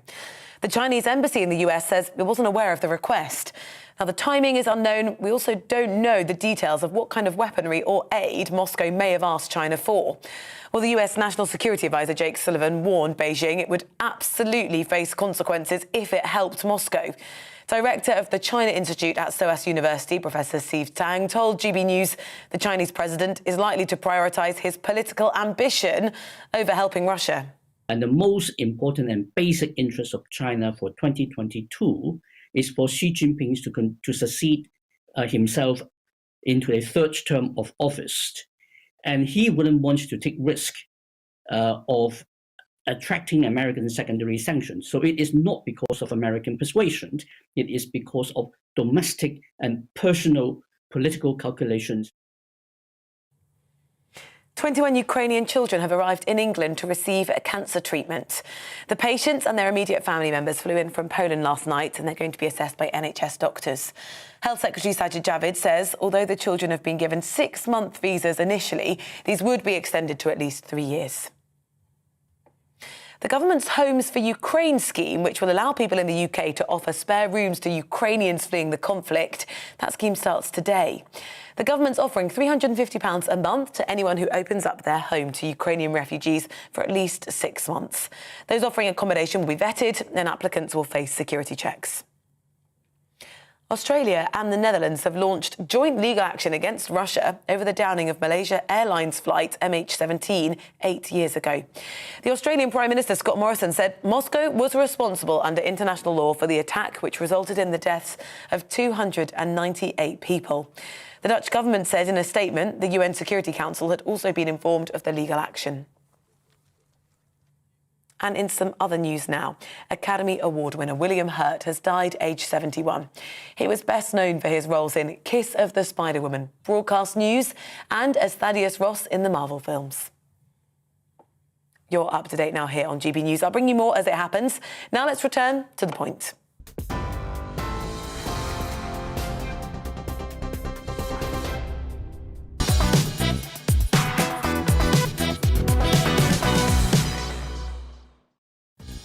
Good morning. This is To The Point on GB News with me, Naya Falarin Iman and Patrick Christys on your TV, radio and online. We've got a great show lined up for your final hour. So here's what's on the menu. Yes, well, peace talks between Russia and Ukraine have resumed. Apparently, Ukraine has demanded an end to the war and the withdrawal of Russian troops from the country. But as reports fly that Russia is appealing to China to help, has Russia finally got proof that now they are actually struggling? Let's find out later. The man who was driving the refrigerated lorry trailer in Essex that suffocated 39 Vietnamese men, women and children in 2019 will be sentenced today. Our South East of England reporter will be at the Old Bailey. Yes, indeed. And finally, did flawed PCR tests convince us that COVID was worse than it actually is? One scientist is speaking up against PCR tests, which he claimed led many to isolate when they didn't have to. It's a massive issue, this, and one that I care deeply about. Going to be speaking to a doctor on whether or not we should ever have relied on tests of these kind and what the potential damage was. Yes, we have all of that coming up and much more across the programme, so make sure that you get in touch with your views, gbviews at gbnews.uk. Yes, it is. Yes, good morning, ladies and gents. Right now, peace talks have resumed between delegates from Russia and Ukraine, with Ukraine asking once again for a total ceasefire and a withdrawal of Russian troops. Now, Russia has previously rejected such terms, obviously, but as reports swirl that the Russian invasion is taking longer than Putin planned, Russian troops are apparently defecting and Putin has reportedly asked China to help out. Is Russia finally in a position to negotiate for peace? Here to provide some insight into what the conflict could look like in the week's time is Major General Chip Chapman, former head of the counter-terrorism for the Ministry of Defence. Thank you so much for joining us this morning. I mean, what do you make of where the conflict is right now? Well, we're seeing two truths that always really occur in war. The first one is that after an initial shock or surprise, things revert to a steady grind, and that's a concept called entropy, which we see at the moment. So there's no real operational success from the Russians at the moment. They seem to be in an operational pause around Kyiv, which may be to do with logistics or running out of manpower. And the second thing which we're seeing, because of the decision date they took to invade on the 24th of February, is that climate and terrain have a severe impact on the tempo and effects of combat. So if both of those are true, then they are not achieving their operational objectives in the time frame that they wanted. That doesn't mean that the war is over by any chance at the moment. And of course, in about 4 weeks' time, the mud of spring will be over, and they might be able to get a posture where they can maneuver once again, if it goes that long. Do you buy the kind of quite one-sided media narrative that actually this is going relatively badly for Putin and that, he has obviously been bogged down and that Russian troops are defecting and this, that and the other? Do you buy into all of that? I mostly buy into it, but I think, again, two things are sure in war. The first one, which I always quote Field Marshal Wavell from the Second World War, is that 2/3 of initial reports are wrong, misleading or inaccurate. And the second one is, of course, the way you consume your information and news means that there can always be a chance of confirmation bias. We are seeing the Ukrainian side as opposed to the Russian side, and therefore, because the plucky Ukrainians were seeing their side, and because unless you have your minds being hacked by the Russians, you probably want the Ukrainians to win. There is a potentially a problem with that. Yeah, I mean, we've all been really astounded by the remarkable courage and bravery of the Ukrainian people, but it has been said that NATO will not, intervene in a substantial way. So does that really limit the options on the negotiating table in the sense that we have to consider some of Russia's concerns, which is that they want, whether that's a neutral Ukraine or even if they want to annex more of eastern Ukraine. So, what are the options in order to negotiate for peace, given that the West and NATO have said that they're not going to have a no-fly zone and other types of military support? Well, really, this is, in a way, got nothing to do with the West. And what I would do is go back to the Minsk II Accords, which is really to do with the whole irreconcilable interpretations of Ukrainian sovereignty. And it really boils down to, is Ukraine sovereign or should its sovereignty be limited? And neutrality would do that. Now, in Minsk II, which was February 15, which sort of put the Donbass conflict into abeyance, Ukraine wanted to establish its sovereignty with the following sequence, and I think that's what they'll want at the moment, and that is a ceasefire, the return of the Russians across the Ukrainian-Russian border, for Ukraine to be free and to have fair elections in the Donbass, and maybe a limited devolution in the Donbass, and for Ukraine to make its own domestic decisions and its own foreign policy decisions, including potentially joining NATO and the EU. Russia sees Minsk II as tools with which to break the sovereignty of Ukraine, and there is no midpoint. And I think that's what we will see as the sticking areas in the discussions at the moment over a potential ceasefire. Because one thing which is also evident at the moment from a ceasefire is potentially that if Russia stops fighting, there will be no more war. If Ukraine stops fighting, there will never be no more Ukraine. So there is a danger of a ceasefire unless the sequence which follows it is absolutely set in stone.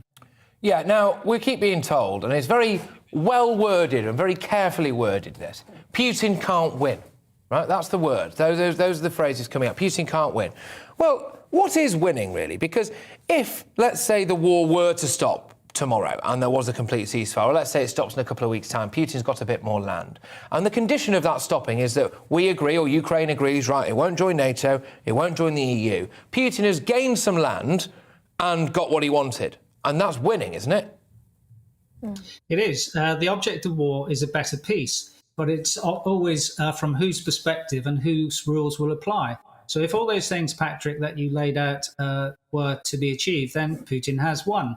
It's worth saying people have really forgotten what Putin's grand strategic objectives are, and they include to bring back those countries that were in the old Soviet Union into the fold and re-establish the spheres of influence. If Putin wins after a ceasefire here, he is potentially in power still until 2036, and what is the current Biden hold might become another Biden hold in 4 years, and another one in 8 years, and another one in 12 years. So there is a danger if he is deemed to be winning. But as I said, you go to war for a better peace. That is the better peace from a Russian perspective. Is there any truth, do you think, to these reports coming out about Putin drafting in Syrian mercenaries, apparently, obviously going to China for help, and whether it's Chechens or indeed other people, Belarus or just potentially even Kazakhstan? Is this a Western narrative designed to make him look weaker than he is? Look, he's got to draft in mercenaries, a ragtag bunch of AK-47 wielding lads from Syria to come and help him in Europe. Is there any truth in this? Well, Ukrainian intelligence would say that there are 14 centres being established in Syria to take people from the Syrian battlefield, where they're a close ally, and bring them to Russia to fight. Now, one of the things which we would always say, or someone like me with military experience would say, is that it is difficult to create armies. You can't just move people from one country to another and expect them to fight in a cohesive way. That is exactly the same for those who are being recruited from the West, the foreign fighters to support Ukraine. You can't just go to a country and expect to be cohesive with vertical and horizontal cohesion in a military formation just by turning up in a country. It just simply does not work like that. If you want someone just to stand on a corner with a weapon and say, fire that, and that's the limit of your military experience, that's fine, but that doesn't provide you with a capability. Now, one thing that I thought was quite strange was when all of our MPs stood up in the House of Commons and they applauded Volodymyr Zelensky. Well done, what a brave man. There's talk of knighting him. There's talk of, knighting various different people. What a brave chap this guy is. We're willing to let him die, aren't we?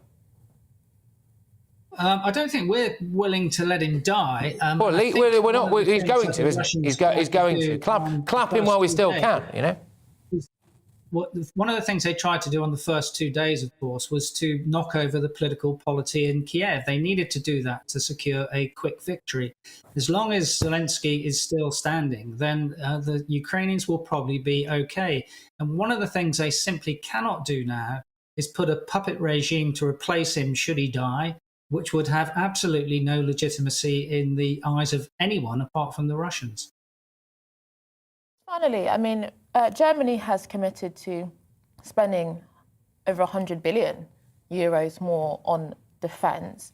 And there has been concerns before this invasion that many NATO countries weren't spending enough militarily and on defence more broadly. Do you think that Western countries should be now spending much more on defence, as we now hear that Russia potentially, although China denies it, Russia is potentially getting more assistance militarily from China?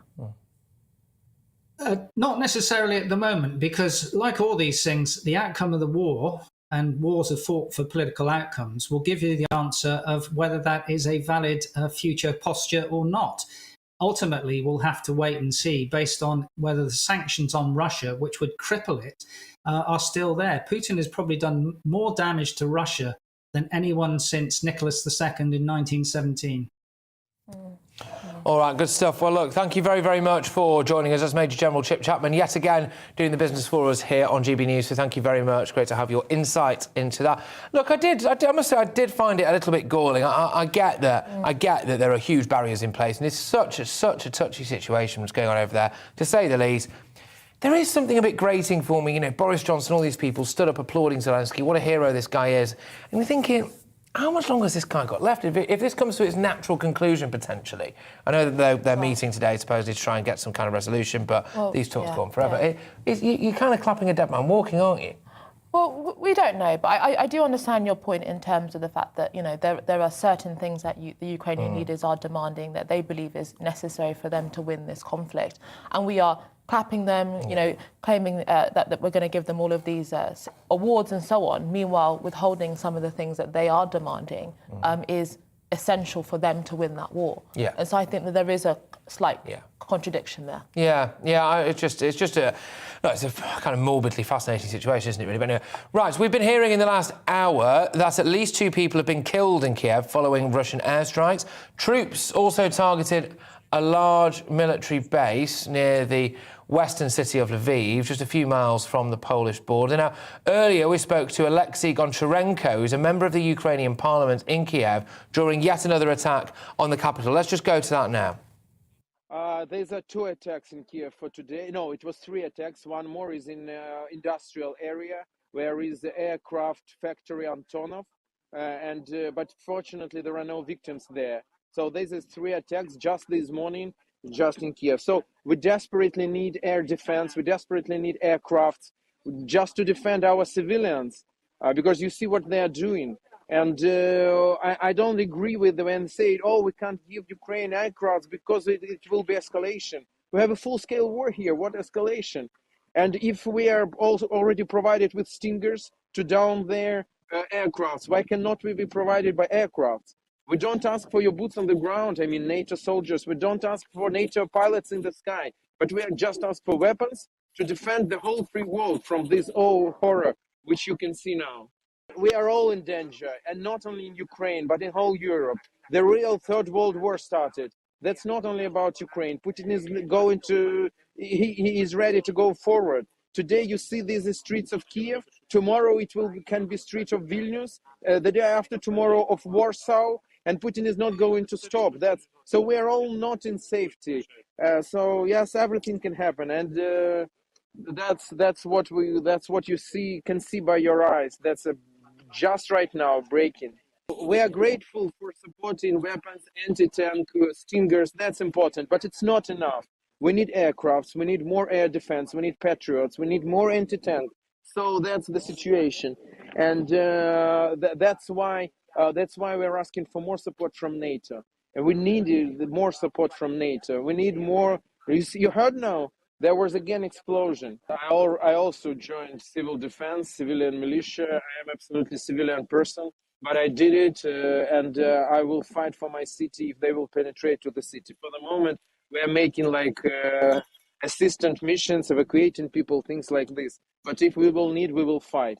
I'm already armed, and I will not hesitate any second to fight with them, because they are real occupants and real Nazi who are just bombing absolutely peaceful cities and killing people in hundreds in Ukraine. They are attacking pregnant women, newborns. That's what's happening in our country. Stay with us, pray for us, stay with us, pray for us, and please help us. And it's not only about us, it's about all free people in the world. The message is very simple. More sanctions against Russian Federation, ban on oil and gas, real cut-off from SWIFT, because for the moment they are not cut off from SWIFT, and more weapons to Ukraine. First of all, air defense and aircraft. Yeah, Alexei Goncharenko there. Look, ladies and gentlemen, I would just like you to consider something very quickly before we throw to the break. That was, of course, Alexei Goncharenko there, Member of Parliament in Ukraine, talking to us from next to a bomb blast. He is taking up arms and he's going to defend his city when, not if, probably, the Russian tanks come in. Take a good look at that man's face, really. Just take a good look at it and take it in, all right? Alexei Goncharenko there, member of the Ukrainian parliament in Kyiv. Well, look, after the break, as Ukrainians plead for aid, we asked one caregiver how easy it is to deliver some into the war-torn country. That's after the weather. Hello, I'm Alex Deakin with your latest weather update. A fine day for many today, plenty of sunshine around, but one or two areas seeing some showers across parts of southern England, and this weather front is bringing cloud and rain to parts of Northern Ireland and Scotland. This weather front in the south is providing just one or two scattered showers, particularly over southeast England through the rest of today, but they'll be very hit and miss. Much of the south will be dry.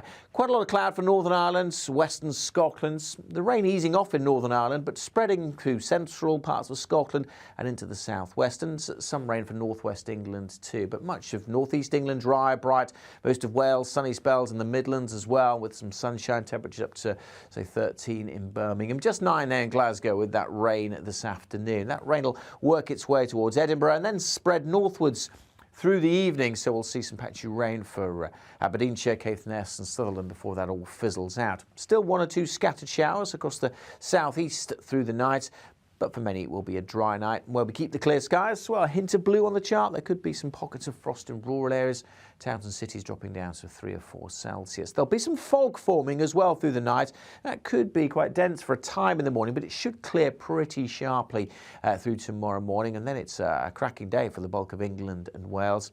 Fine too for most of Scotland and Northern Ireland, but the cloud will thicken here. Rain into the west of Northern Ireland, across the Highlands and the Western Isles through the day as well. But Glasgow staying dry, Belfast as well during daylight hours. 10 degrees here, but look at the temperatures elsewhere. 14 in Birmingham, maybe as high as 16 in London, with some hazy sunshine. Staying fine for most of England and Wales during Tuesday evening, but that rain will start to encroach towards Glasgow and Belfast during Tuesday evening, and then pepping up a little bit on Wednesday. So some wet weather around on Wednesday, but once that's gone, it looks like turning a lot sunnier for all of us come the end of the week, and turning warmer too.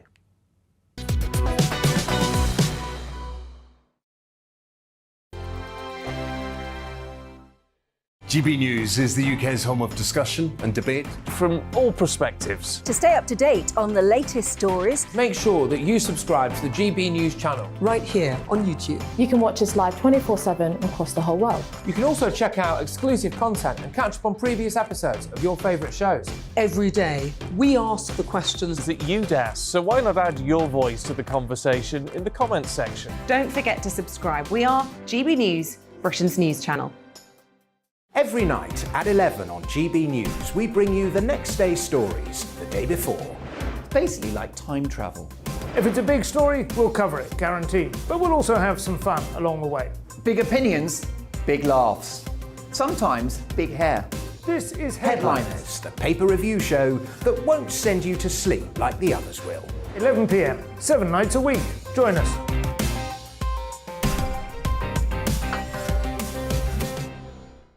Hello there, I'm Eamon Holmes. And I'm Isabel Webster. And we hope you can join us for Breakfast with Eamon and Isabel. You make me laugh out loud, belly laugh. Is that important first thing in the morning? Yeah, absolutely. And there's me trying to be deadly serious. News is a serious business. Yeah, I have to rein you in sometimes. Well, it doesn't stop us laughing at it. It doesn't stop us having an opinion on what's going on. Yeah. And it certainly will not stop us reflecting what you think. Weekdays from 6 to 9:30 on GB News. I'm Dan Wootton. Join me Monday to Thursday from 9 to 11 for the feistiest and most fun news debate on TV, where free speech reigns. I'll bring you a sharp take on the day's biggest stories, bombshell newsmaker interviews, and A-list guests. And I guarantee you, no spin, no bias, no censorship, and no reason to go to bed. That's Dan Wootton Tonight, Monday to Thursdays from 9 on GB News.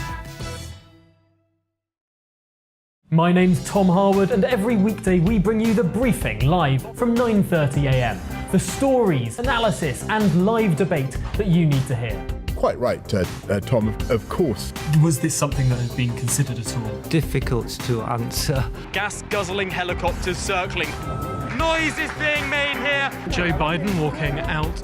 Thank you very much for joining us. Don't miss it. The Briefing with me, Tom Harwood, Monday to Friday, 9:30 a.m. on GB News. Join me, Gloria De Piero, Monday to Thursday at noon for The Briefing. We go to the parts of Parliament that you won't see elsewhere. Plus, there's exclusive interviews with MPs from all parties. But quite often, they paper over the real truth. Why does a working class lad like you join the Tories? That's a good question. Don't miss it, Monday to Thursdays at noon on GB News.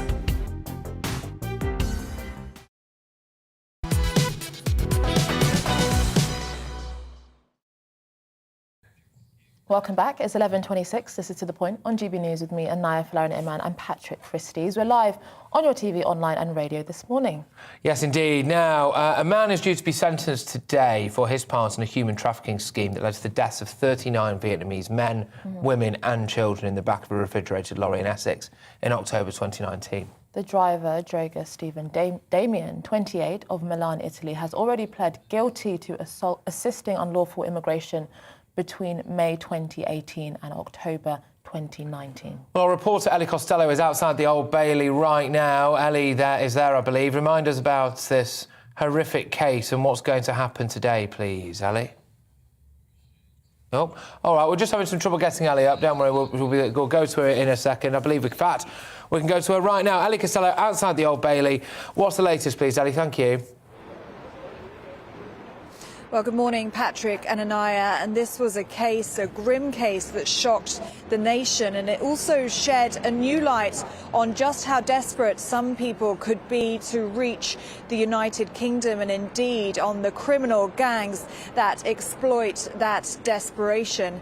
So this was a case back in October 2019 when 39 people were found in the back of a refrigerated lorry on an industrial estate in Grays. 29 of them were men, 8 of them were women, 2 of them were children. And Patrick and Anaya, these people were young. 2 of them were 15-year-old boys. The oldest was only 44 years old. So there was a belief that they were being smuggled into the United Kingdom to work, and the container had been shipped from Belgium to Purfleet in Essex. And a post-mortem investigation found that they had died by being suffocated and from hypothermia because they had been trapped in that refrigerated lorry for over 10 hours. Now, this was a grim case. It was actually the largest mass fatality victim identification by Essex police in their entire history. In fact, it took a month to identify all of the victims, and you might remember some of those really grim messages in the press at the time from families back in Vietnam who had received messages from their loved ones from the back of the van telling their families that they were dying. Now, this was a huge human smuggling operation, and previously the court here at the Old Bailey had heard that it was a long-running and a lucrative scheme. In October 2019, when this case happened, the smugglers were set to make more than £1 million in that month alone. And 8 people have already been convicted of crimes related to this case. 4 men have been found guilty of manslaughter. The 2 drivers that were involved across Europe and then into Purfleet have been jailed for 18 years and 13 years respectively. And the 2 ringleaders of the gang have been found guilty of 39 counts of manslaughter. They've been jailed for 20 years and 27 years respectively. So today, here at the Old Bailey, is the sentencing of one of the men who admitted to assisting with unlawful illegal immigration. He was arrested in Milan in June of last year, and we know that he's a Romanian citizen. His name is Stefan Damian Dragos. He's 28 years old, and he has pled guilty back in November last year here at the Old Bailey for conspiracy to assist illegal immigration between May the 1st, 2018 and October the 24th, 2019. Now, according to a police statement, he was responsible for providing the truck that transported the migrants to England, and he also belongs to a criminal organisation that is heavily involved in illegal immigration. So Patrick and Anaya, he will be sentenced here at the Old Bailey at around 2 p.m. this afternoon. Ellie, thank you very, very much. Ellie Costello there from outside the Old Bailey, whizzing you through there what is the latest developments in a harrowing case. We were just kind of chatting before, weren't we, about what a horrible way to go, guys, you know? Yeah, I mean, it's just unthinkable. It is just unimaginable, the horrendous pain these people had to go through. And I think it really puts into perspective, you know, the people that smuggle those individuals, that this is not, that, you know, that these are not good people. No, and the money involved. They're allowing people to go through some of the most dangerous and life-threatening journeys that end in death for thousands of people every single year. Yeah, absolutely. And just, you know, having to hear there about them sending messages from the back of that lorry back to their loved ones and their family, and knowing that you're going to die, terrible stuff. But look, let's move away from that now. Before we go to the latest headlines, we're going to go to GBViews at gbnews.uk. Thank you very much, everyone who's been getting in touch. Alan, Patrick says, Patrick, it's not as simple as just handing over Polish planes. Those planes are set out with Polish instructions, NATO instruments, therefore Ukraine pilots can't just hop in. Of course, as well, you would imagine that would be seen as an escalation. And happy to see GB News asking the question about PCR tests. We are basically a lot of people sharing scepticism about them. This is Amit, and whether or not they should have been, I suppose, given the kind of credence that they were. And Dorney has been in touch. Good name, Dorney.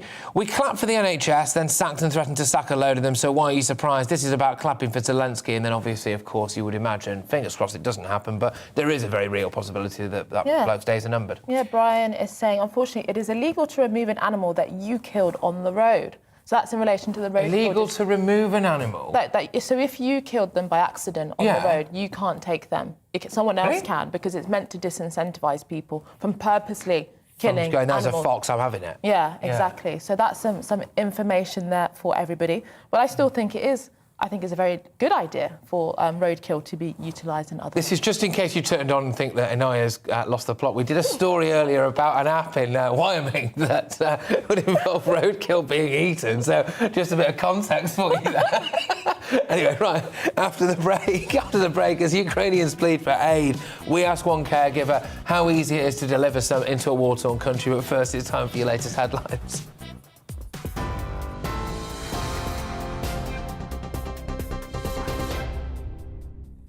Good morning, it's 11:33. I'm Rosie Wright, here to keep you up to date on GB News. Ukraine negotiators say the latest round of peace talks with Russia are hard, but still ongoing this morning. They added the focus remains achieving a ceasefire, troop withdrawals and security guarantees for the country. At least one person's died. Several others have been injured following a blast at a block of flats in the capital, Kyiv. It follows an attack at a Ukrainian military base near the Polish border yesterday, which killed 35 people. EU Foreign Policy Chief Joseph Borrell says more than 2,400 civilians have been killed in the city of Mariupol since Russia's invasion began. Earlier, in a video address, President Zelensky says it's only a matter of time before Russian missiles hit a NATO nation. And now I repeat again, if you do not close our skies, it is only a matter of time before Russian missiles fall on your territory, on the territory of NATO and on the homes of citizens of NATO countries. American journalist Brent Renaud was killed today in Kyiv region. His colleague is injured. It was a deliberate attack by the Russian military. They knew what they were doing, but not everyone in the West seems to know what they're doing. The government's Home for Ukraine scheme, which allows people in the UK to offer spare rooms to Ukrainians fleeing the conflict, that scheme starts today. The government's offering £350 a month to anyone who opens up their home rent-free for at least 6 months. Those offering accommodation will be vetted and applicants will face security checks. Several squatters have occupied a mansion in central London today, one that belongs to Russian oligarch Oleg Deripaska. Mr. Deripaska is one of the 7 Russian oligarchs that was sanctioned last week by the government. He has business empires, wealth and connections that are closely associated with the Kremlin.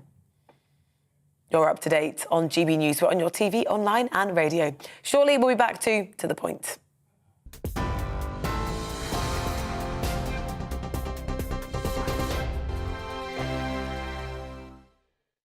GB News is the UK's home of discussion and debate. From all perspectives. To stay up to date on the latest stories, Make sure that you subscribe to the GB News channel. Right here on YouTube. You can watch us live 24/7 across the whole world. You can also check out exclusive content and catch up on previous episodes of your favourite shows. Every day, we ask the questions That you'd ask, so why not add your voice to the conversation in the comments section? Don't forget to subscribe. We are GB News, Britain's news channel. Every night at 11 on GB News, we bring you the next day's stories the day before. Basically like time travel.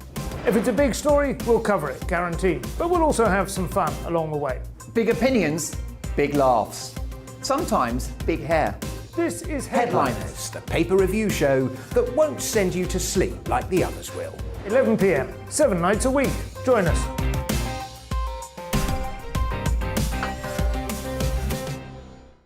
Hello there, I'm Eamon Holmes. And I'm Isabel Webster.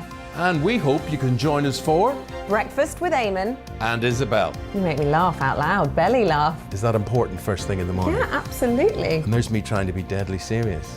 News is a serious business. Yeah, I have to rein you in sometimes. Well, it doesn't stop us laughing at it. It doesn't stop us having an opinion on what's going on. Yeah. And it certainly will not stop us reflecting what you think. Weekdays from 6 to 9:30 on GB News.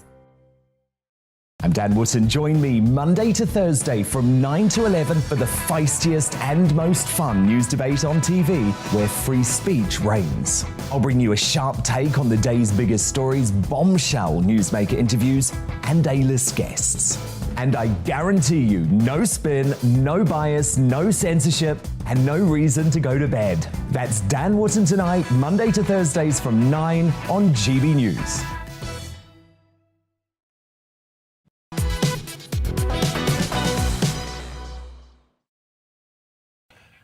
Yes, morning everyone. It's 11:37. This is To The Point with me, Patrick Christys, and Anaya Flowering-Man on GB News. It's flown by today, hasn't it? Yeah. We're live on your TV, radio and online this morning. Yeah, time flies when you're having fun. Hey. Anyway, helpers and humanitarians who are attempting to deliver supplies into Ukraine are finding the task incredibly difficult, not because of the danger of going into a conflict zone, but because of post-Brexit red tape, apparently. Well, here we go. One such helper is Guy Pinson, founder and CEO of Less Mess Storage. Welcome to the programme, Guy. Thank you very much. So what have you been trying to do? What obstacles have you faced?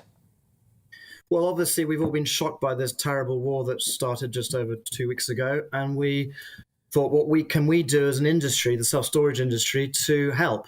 And we actually have a great network of natural logistics points. We have these stores, lots of space, and many of our companies in the self-storage industry also have transport possibilities. So we have been running collections, and primarily with the UK Self-Storage Association, run by Rennie Schaffer, who sent out a message to everybody, and some very energetic people like Kevin Doyle at Lockup, at My Lockup, and Paul Fox at Fox Moving, to essentially get collections together and then bring it all to Poland, to Less Mess stores, where we can get it to the refugees who desperately need our help. And what should have been a complete non-issue, getting stuff across the Channel, driving across Europe, has become the biggest pinch point in the logistics chain. The paperwork and dealing with the export and import from the UK and import into the EU. And this came to a head a week and a half ago, where, not related to what we were doing, but we got messages that there are a bunch of drivers at the ports in Dover who were being turned away by British customs officials when they had vans loaded up with goods which are desperately needed, medicines, clothes, food, toiletries, sanitary products, and so on. And they were obviously flabbergasted. I mean, could you elaborate more on why you think Brexit, in some senses, has something to do with this? We've been speaking to people that have been driving across Europe, bringing supplies and so on. Why should that be an impediment or a challenge? Could you just elaborate more on that, please? It's UK and Switzerland are also in the same boat here. It is the EU, non-EU, outside the customs union problem. And it shouldn't be a problem, particularly with a crisis. Yeah. So in peacetime, this is a massive block on trade, or a huge sand in the wheels, in that obviously the very pro-Remain, anti-Brexit civil service in Britain, together with the very anti-Brexit officials in Brussels, of course, contrived to make the post-Brexit paperwork as difficult and cumbersome as possible. Pour encourager les autres. This is the punishment beating, and that punishment beating is not only obviously impoverishing or making business harder than it should be, but it's absolutely now become madness in terms of getting stuff out of the UK. Well, sorry to interrupt. I just really want to drill down into this because I think it's a fascinating point, actually, and one that I've not really heard, certainly in the context of this humanitarian crisis, which is that this is not necessarily a fault of Brexit as a thing. It's a fault of the way that, in your mind, is it that essentially pro-Remain people have chosen to handle it. And now, as a result, we've got added bureaucracy, we've got massive issues going through, and essentially it's at the cost of, well, it could well be, take it to its logical conclusion, the humanitarian situation in Ukraine, people's lives. You are absolutely right, Patrick. And you say it's not the Brexit's fault, it's the fault of the way Brexit was set up, which was deliberately tried to make Brexit look a failure. And actually, to sort of blame Brexit, we would be falling into the trap the UK anti-Brexit civil service with their Brussels collaborators set. This is completely unnecessary red tape. And let me just try, I've got up the learning curve very fast in the last week as to what it involves and what we're trying to get through.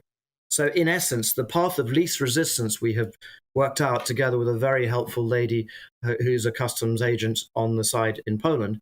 We have to have a registered charity act as the receiver, the consignee of every single shipment. That gives a charity code which allows all medical items, non-prescription medicine, and so on, and clothes and food to become under one customs code. There are 3 pieces of paper, essentially, or paperwork that you need: an export chunk, a transfer chunk of paper, and an import closing chunk of paper. All of those have to be handled. And in that paperwork, every single pallet or carton on a truck, so little box, has to be described what's inside it, has to be weighed, has to be measured, all has to be tabulated. The additional bureaucracy, such as there has to be for statistical purposes under the charitable situation, we have to have another bit of paperwork which tells the customs officials what the value of the goods are, and all broken down to the individual box. And we're talking about thousands of boxes which have been collected.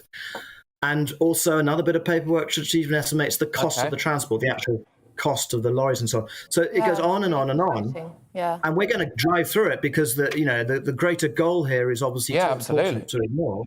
But my idea, and I used to work in the British Embassy here in Warsaw, and I've got obviously a sort of alumni network and a few contacts, has been to go to the officials and say, hey, look, this is a war. This is a crisis. This is the biggest humanitarian and hope that does the trick. In Europe. Yeah, sorry to cut you off. Sorry to cut you off in your prime, Guy. I really want. It's just we've got a couple of other things planned before we're squeezed now towards the end of the show. But Guy, please do come back on. This has been fascinating, and I actually would like to have you on maybe later in the week or early next week just to get an update from you.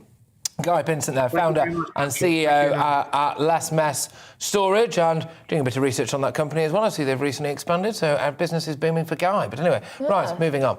We've been told this whole pandemic that if you have to absolutely confirm whether or not you have COVID, you've got to get a PCR test. It was always the gold standard for COVID testing the world over. But what if they weren't actually that reliable? Yeah, shock horror. That's what research charity Collateral Global, as well as academics from Oxford University, are arguing. They say the science was flawed. We've heard this before, haven't we? And possibly 1/3 of all positive cases were likely not infectious at all. That means roughly 6 million people were locked down for no reason. So that leads us to ask, did all of us get locked down based on yet another set of faulty data? Yes, well, joining us now is Dr. Claire Craig, co-chair of HEART, the Health Advisory and Recovery Team seeking to widen the COVID debate. Welcome to the programme. I mean, what is all of this about PCR tests? Were we misled, or were we too over-eager to test? I think over-eager is a great way of describing it, actually. And I think that one of the problems we have is that with testing, there's always a choice to be made. You either go out and find every possible case, and in doing so, will include people that aren't, or you only look for definite cases and you risk missing some that are. And that's a dichotomy that you have to choose with testing. And when you've got cases on the rise and a new problem and you haven't yet had a chance to calibrate the testing and figure out what's going on, then the right thing to do right at the beginning is to find every possible case. And you accept that you're going to have extras in there. But you can't stick with that strategy long term. It's a crazy strategy long term. And as time evolved, we learned more and more about what was going on, and we learned about what counted as an infectious case.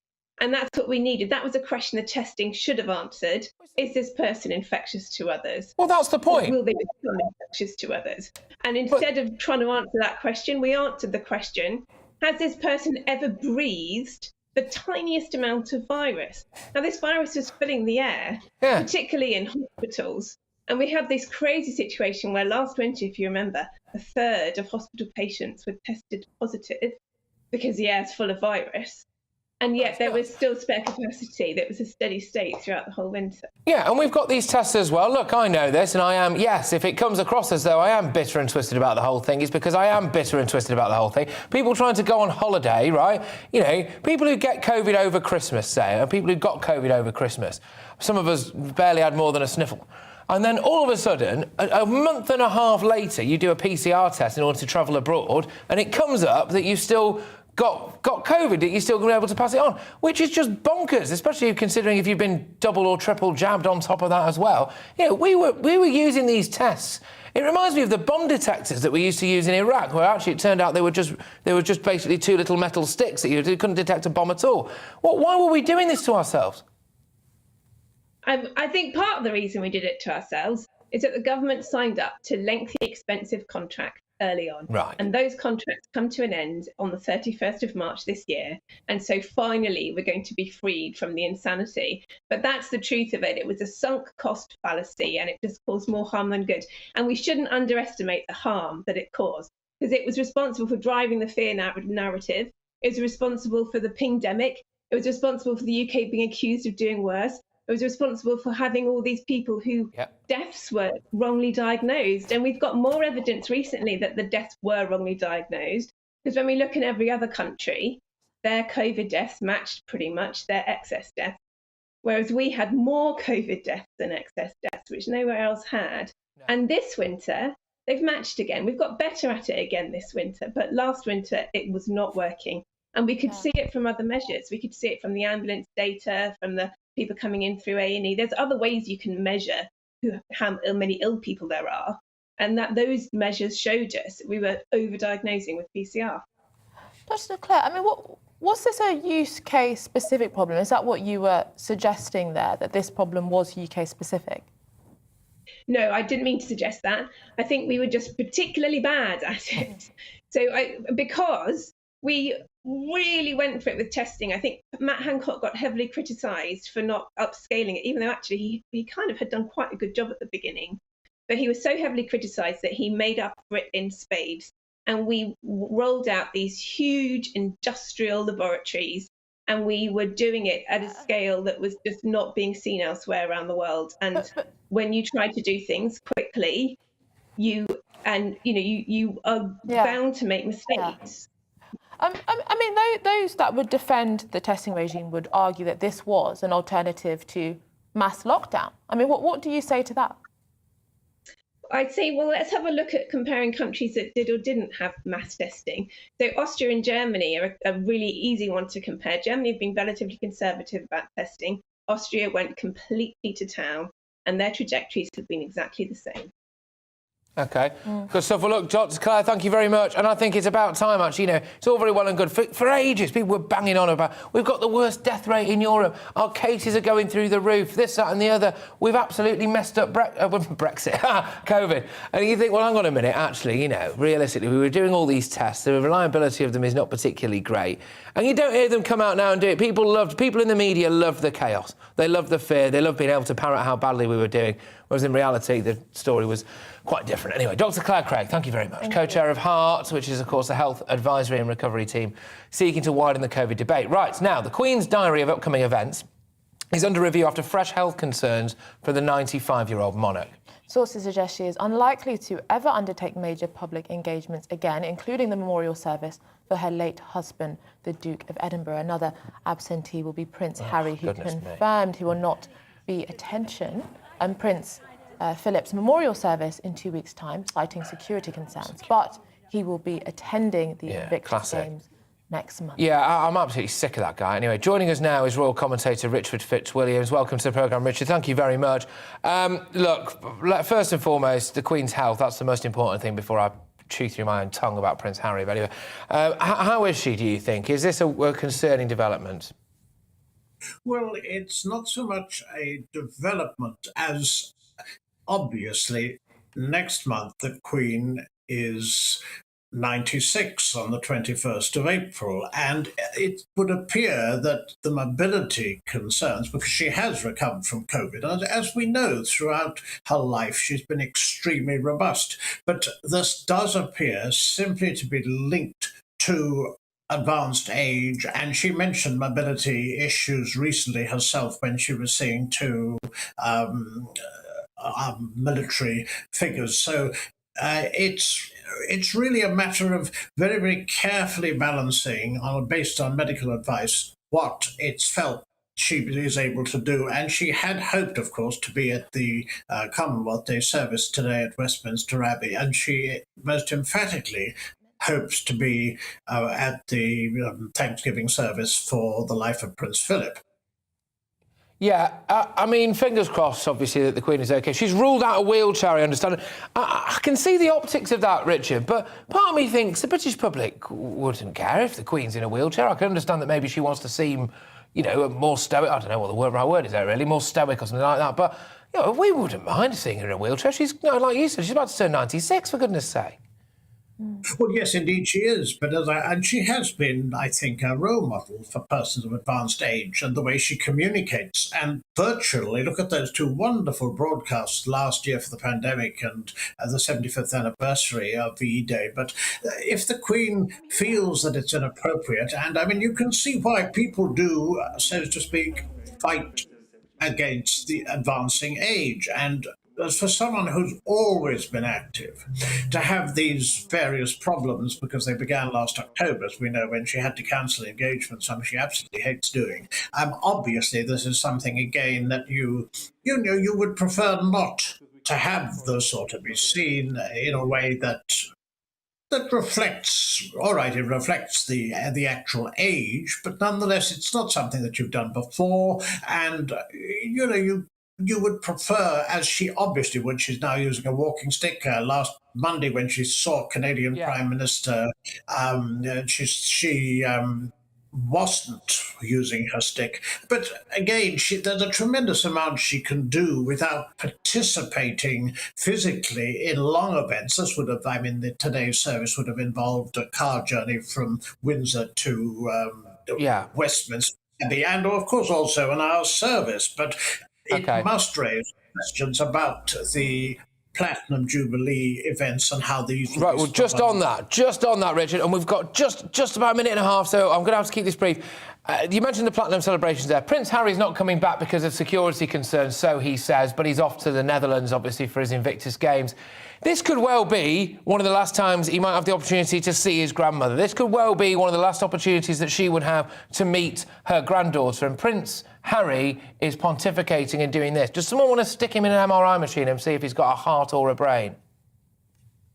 Well, I mean, one has to say this. I do have certain sympathies with some of his security concerns, but it's all very unfortunate. It perpetuates the royal rift, and we know he's got a memoir coming out later in the year. So, I mean, all of this, the fact that he's not attending Prince Philip's the Thanksgiving service for his life, I mean, it is very, very sad, and I can only hope that at some point later in the year, he has expressed the desire to see the Queen. Whether or not that's to do with the fact he expects to win a court case against the government regarding security, I can't say. Richard, thank you very much. Richard Fitzwilliams there, of course, the royal expert, whizzing you through the latest when it comes to the Queen's health and also Prince Harry. Yeah, that's right. Anyway. Your favourite royal? Massive fan of Prince Harry, yes, indeed. Anyway, there we go. Well, that's it from us today here on To The Point. Thank you very much, everyone who's been emailing in, messaging in, tweeting in. But don't you dare go away, because up next is the briefing with the wonderful Gloria De Piero. So make sure that you stay tuned for that. We'll be back tomorrow, won't we? Yes, indeed. Oh, and you can watch on Catch Up as well, Anaya's show. The Discussion, 3 to 4 p.m. every Sunday on GB News, and Friday Night Feast. Friday Night Feast, 7 to 9 p.m. every Friday. Cheeky little plugs. Right, see you tomorrow, people. Hello, I'm Alex Deakin with your latest weather update. A fine day for many today. Plenty of sunshine around, but one or two areas seeing some showers across parts of southern England. And this weather front is bringing cloud and rain to parts of Northern Ireland and Scotland. This weather front in the south is providing just one or two scattered showers, particularly over southeast England through the rest of today, but they'll be very hit and miss. Much of the south will be dry. Quite a lot of cloud for Northern Ireland, western Scotland. The rain easing off in Northern Ireland, but spreading through central parts of Scotland and into the southwest, and some rain for northwest England too. But much of northeast England dry, bright. Most of Wales, sunny spells in the Midlands as well, with some sunshine, temperatures up to, say, 13 in Birmingham. Just 9 there in Glasgow with that rain this afternoon. That rain will work its way towards Edinburgh and then spread northwards through the evening, so we'll see some patchy rain for Aberdeenshire, Caithness and Sutherland before that all fizzles out. Still one or two scattered showers across the southeast through the night,